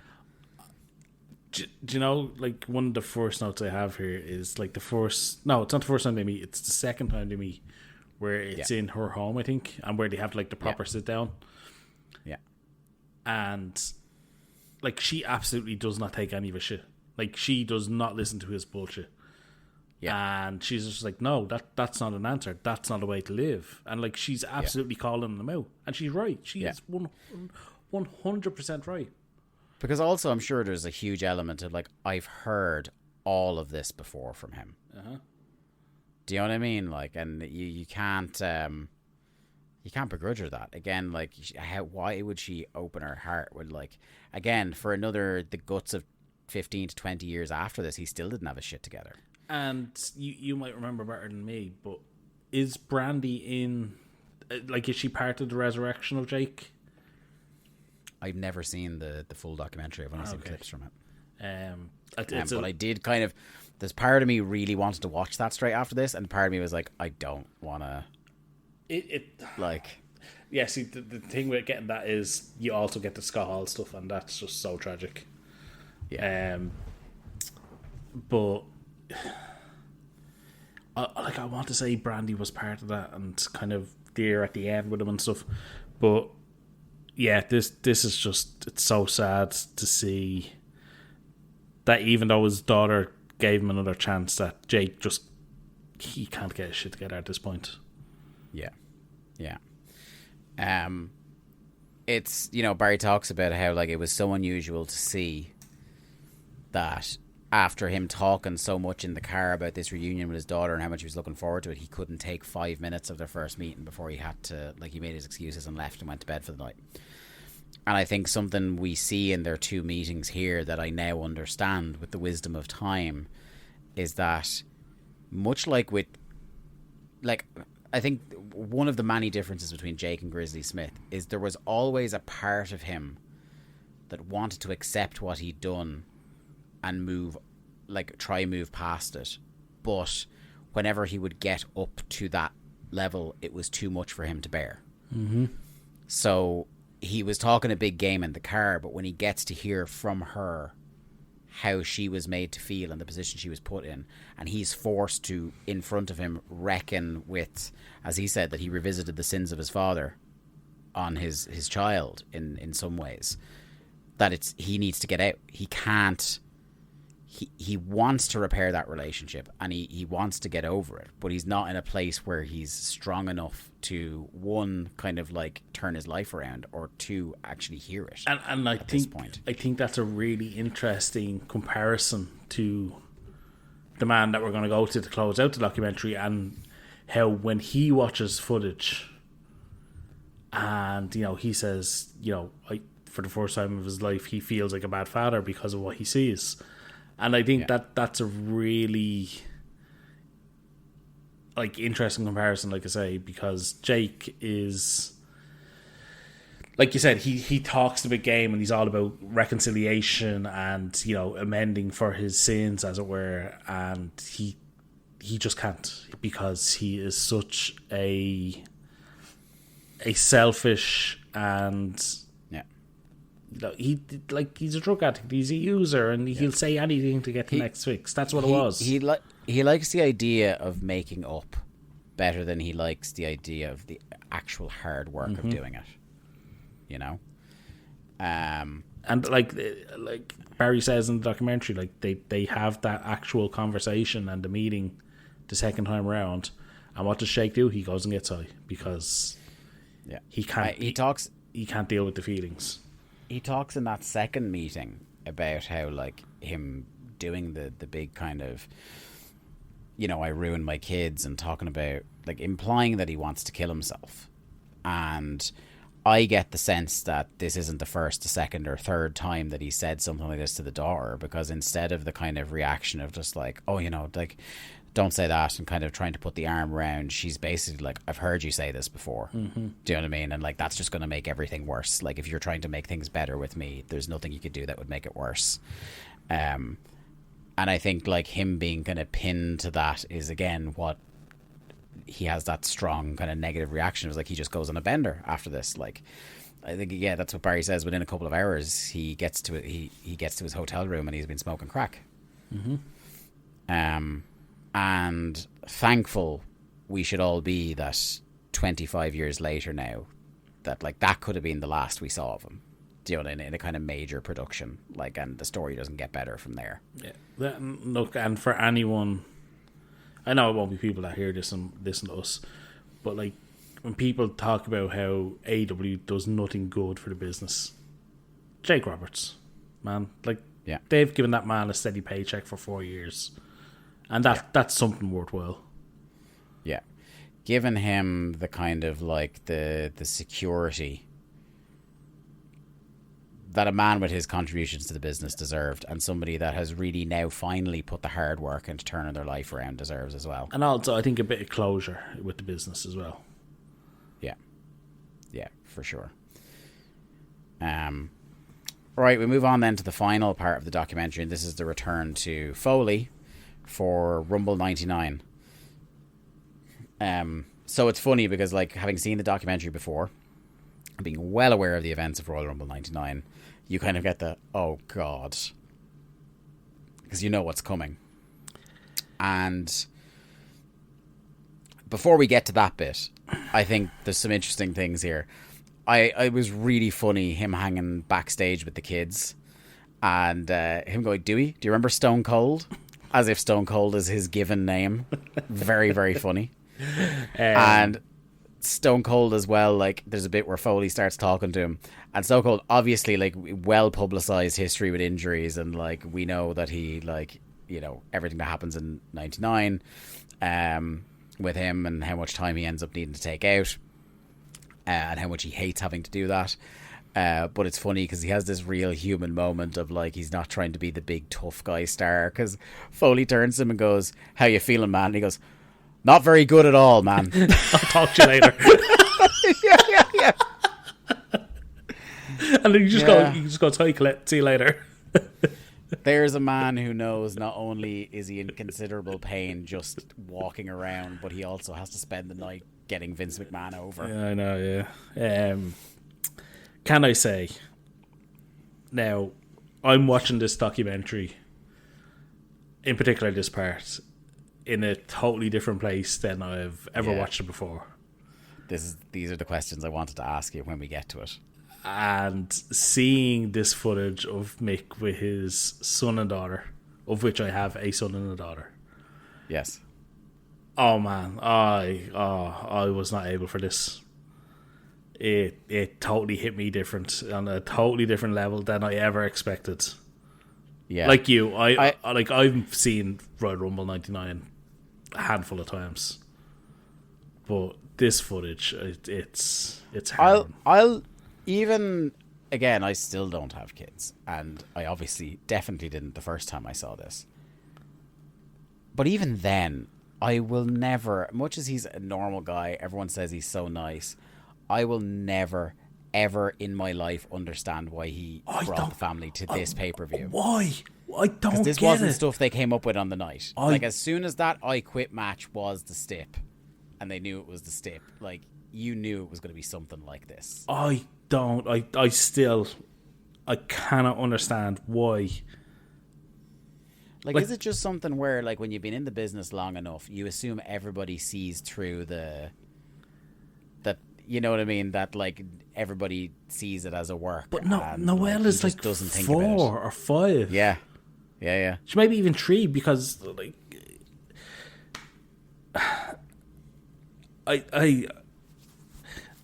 it's just it's like I cannot imagine how I'd feel. She's 6 at the time. Okay, it's 5 or 6. And how old was Dewey? Yeah, she's 5. Hold on, I'll find out. Yeah, she's 5 during this. So Dewey's older. I think Dewey is older. Yeah.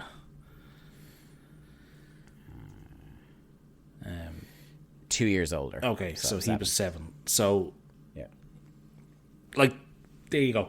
You've been at shows with my son when he was younger than 7. Yeah, and he found it hard to take some of the violence that was happening. And yes, it wasn't happening to his fucking dad. And that's what I was gonna say. And even though he understood that it was all pre-planned and pre-arranged, he still found it difficult to bear witness to it in person. Yeah. So the trauma, and that's what it is, of seeing your father 20 feet away being bludgeoned with a chair. I couldn't, like, the camera cuts, like when they get to the match part segment, the camera cuts to Colette and the kids. I was so anxious. Yeah. It's really tough to watch. I do want to make note that just the last light thing before the match happens is getting to see The Rock going over his promo with Ed Ferreira. Yeah. And just basically, like, Ed Ferreira's job there is, like, The Rock has the promo because he's the fucking Rock, and he does the whole routine, and Ed Ferreira's job is to go, yep, you got it, kid. Like, good job, Ed. Fucking idiot. Yeah, seeing the kids recoil and shriek for the fucking chair shots, which were, like, hard to take. anytime no matter what stage of life you're watching that Royal Rumble 99 pay-per-view, it is hard. Even before we knew what we know now about CTE, it was one of those moments where like we all have to have a conversation with ourselves about whether pro wrestling has gone too far. But do you know what? One of the parts, and it's not a knock on you or anybody that doesn't have kids, but I think if you don't have kids, you don't understand this. Yeah. The bit where they're fighting up the aisle and up onto the ledge above the speakers. Yeah. And Colette moves away from her seat. And I think it's either Dewey or no, I can't remember which. And she has to reassure them, no, I'm not going anywhere. I'm not going anywhere. Yeah. Like, she could not move 4 foot, 5 feet away to get a better view of what was going on without her kids freaking out because of what they had already seen. Like, that's... Because that's the other thing. Is like, we as adults, as older people who know a bit about the business, we understand that the most hazardous thing to him were the chair shots. But those weren't the only risky things he did in that match. Those weren't the only times he looked in peril. If you were his child watching this. Mm-hmm. Like, everything about it looked like a fucking snuff film. And even though, like you said, yeah, I do have there is the empathy and understanding to an extent, but I do not currently have the kind of lived experience being able to go like put myself in Foley's shoes here and what his children must have felt like. It's horrifying, and them having to run away and seeing I think that's the hardest bit for me, like the bit where I'm like choking up, is watching him and there's a Tony Garea. There's a couple of people backstage. I can't remember who it was. Oh, wasn't it what was that fucking quack's name? Francois Petit. Yeah. The French guy who like fucking after he got sacked, everyone was like, yeah, that guy is a fucking quack job. Yeah. Him, Tony, obviously Mick himself and a couple of other people are all trying to reassure Noel in particular. Oh, it's only a boo-boo. It's only a boo-boo. Yeah. It's like, what? Yeah. Like, the man is fucking covered in blood. Yeah. The man is nearly submerged in his own viscera. Like, she's not buying it, lads. Like, why is she still there? Like, do you know what I mean? This is the thing. Is like, could he not have said, I'm fine, I'll see you in a minute. Go fucking shower. Get yourself stitched up and then go. Again, that was the other thing. As they're going backstage and Noelle is just crying, I want daddy. Like that. Yeah. Oh, man. But yeah, then we see... It's as tough as anything else to watch. We see Mick getting stitched up and, you know, he's talking about... Like, all he's concerned. Like, he thinks because he's reassured his wife and children that he's okay, that they're fine. That's it now. Yeah. And all he's talking about was the match. And did people get their money's worth? Yeah. And he talks about how, you know, you ask yourself sometimes why you do it. But then now I'm sitting here and I go, this is why. You know? Because he's, like, again, for better or worse, he has given something that people are still now talking about. You know? But then comes, I think... There's also... I was just going to say, there's also one line, and it's kind of a throwaway line. And it's kind of apt considering what's been in the news recently. And he says, you know, I could probably kill The Rock if he was in the room with me right now because, you know, there was those extra chair shots that, you know, weren't planned, but, you know, they probably look great. Yeah. Yeah. And that's the other thing that doesn't get talked about enough is The Rock went fucking off the script. Took liberties. He took fucking liberties with the man with his hands behind his fucking back. Yeah. I still find that match hard to watch. I find it harder to watch than King of the Ring 98. I find it harder to watch than like the street fight that we talk about all the time that we love at Royal Rumble. Than any other Foley match I can think of. I find that genuinely disturbing to watch. It's uncomfortable because his hands are tied for so long. Yeah. And it's like it's just continuous head trauma. Yeah. Yeah. It's troubling, and you can see I don't think there's any coincidence that within a year and a half his full-time career is done. That Go on, yeah. I was just going to say, and that's the thing I was going to come away to you and ask, do you think it was any, like, was it linked that within a year of this documentary and him seeing this footage of what it did to his kids and wife, that he wrapped it up? I think, like, his body is already clearly starting to fail him, you know, by 1999. Knowing Foley, I think if this hadn't happened, I think he would have gutted it out for longer. He'd be like, I'm in a lot of pain, my body's failing me, but I'm still up near the top of the card. I'm still making significant contributions. I'm still living my dream. I think he would have rationalized a way to continue, whether it was for 6 months, a year, 2 years. I don't know, because like with the way with the stunts he did, who knows? He could have had precisely one more match, and that could have been the injury that did him in. But I think a thing that was a decisive factor was this.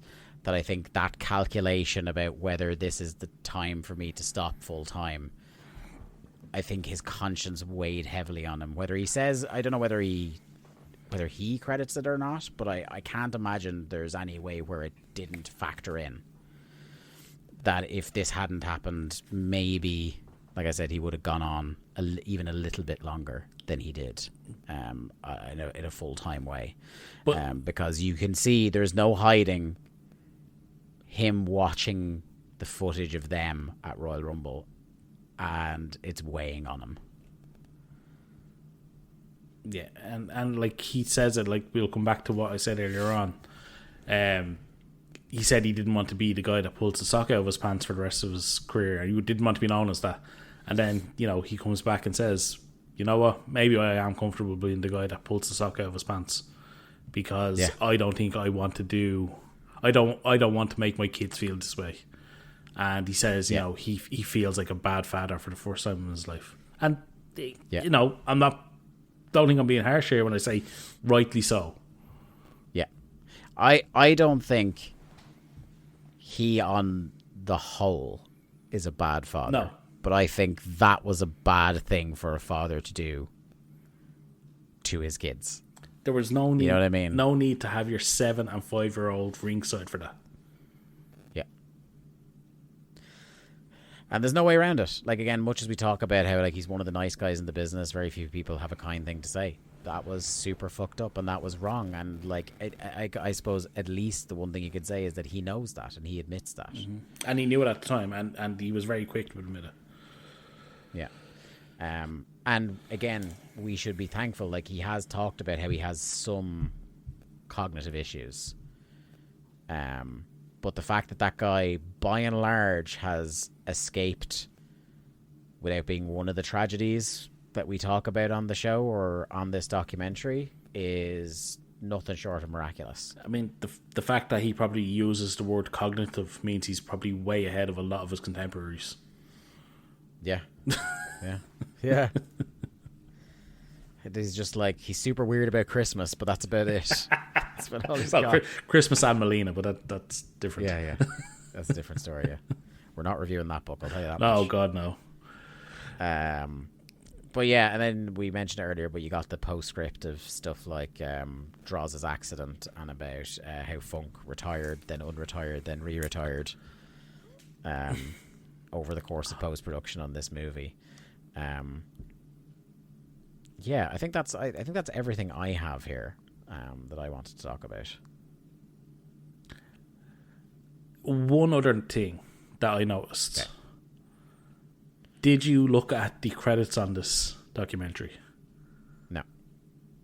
Ron Howard was a producer of this documentary. Huh. Now I'm thinking of like getting the dry Ron Howard Arrested Development narration over this documentary and how much better. It's like Terry Funk going, I'm going to retire in the year 1997. He didn't. That'd be great. It would add something. I think it would take away from the tragedy of Jake as well, which probably would help my overall mood. But, you know, yeah. Yeah, no, would have been great. But yeah, no, Ron Howard in fucking 1999 was a producer on wrestling documentaries. Do you have any kind of overall thoughts in closing on the doc after, like, obviously we've had many viewings of this, but it's I suppose its place and significance in our timeline here? I think this documentary should be essential viewing for anyone that considers himself I don't want to use hardcore, like a wrestling fan, whether it be WWE, AEW, fucking New Japan, whatever. I think this is such a time capsule to the late 90s wrestling, North American wrestling scene, and the scale and the variety of people and wrestlers involved that you get to see. And I think it's a fascinating look at where the WWF was pre-IPO, where Vince McMahon has always been. You see Paul Heyman in his pomp. I think it's such an important piece of footage. Like you said at the top, it's stunning in retrospect that we ever got this level of access to not one but two documentaries in the same 2-year period from the WWF. Mm-hmm. Like, there's no WCW footage on the show or the documentary. Yeah. And yeah, I just think anyone that considers himself a wrestling fan should have watched this. And it also will become no mystery to you why, after this and Wrestling with Shadows coming out in 1 year, they never let this shit happen again in terms of recording behind the scenes. Absolutely. But yeah, that's my main takeaway. I think it should be essential for you. Like, look, when my son's old enough and if he's still a wrestling fan, I will insist on him watching it. Mm-hmm. Yeah.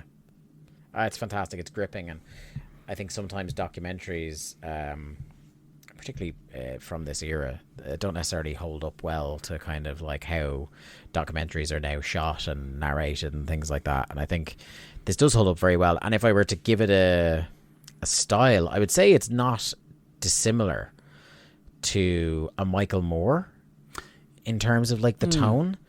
It's a very serious topic, but like he handles it lightly and lovingly as well. Do you know what I mean? Like there's there's a comfort in the narration, and I think that the intro and outro really help in that aspect as well. Like where he classes himself as a wrestling fan, so his voice throughout the whole thing as like he's talking to you as another wrestling fan, and then on the outro he says, "Look, I still love it."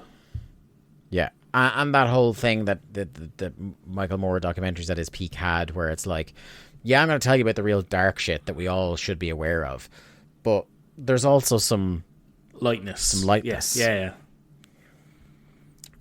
Like it's not full kind of like him marching up to people trying to get them to sign their kids up to wrestling school or like that for 9/11 style. But it does. There were some stylistic quirks in this that did remind me of Michael Moore a bit that I had forgotten to mention early doors.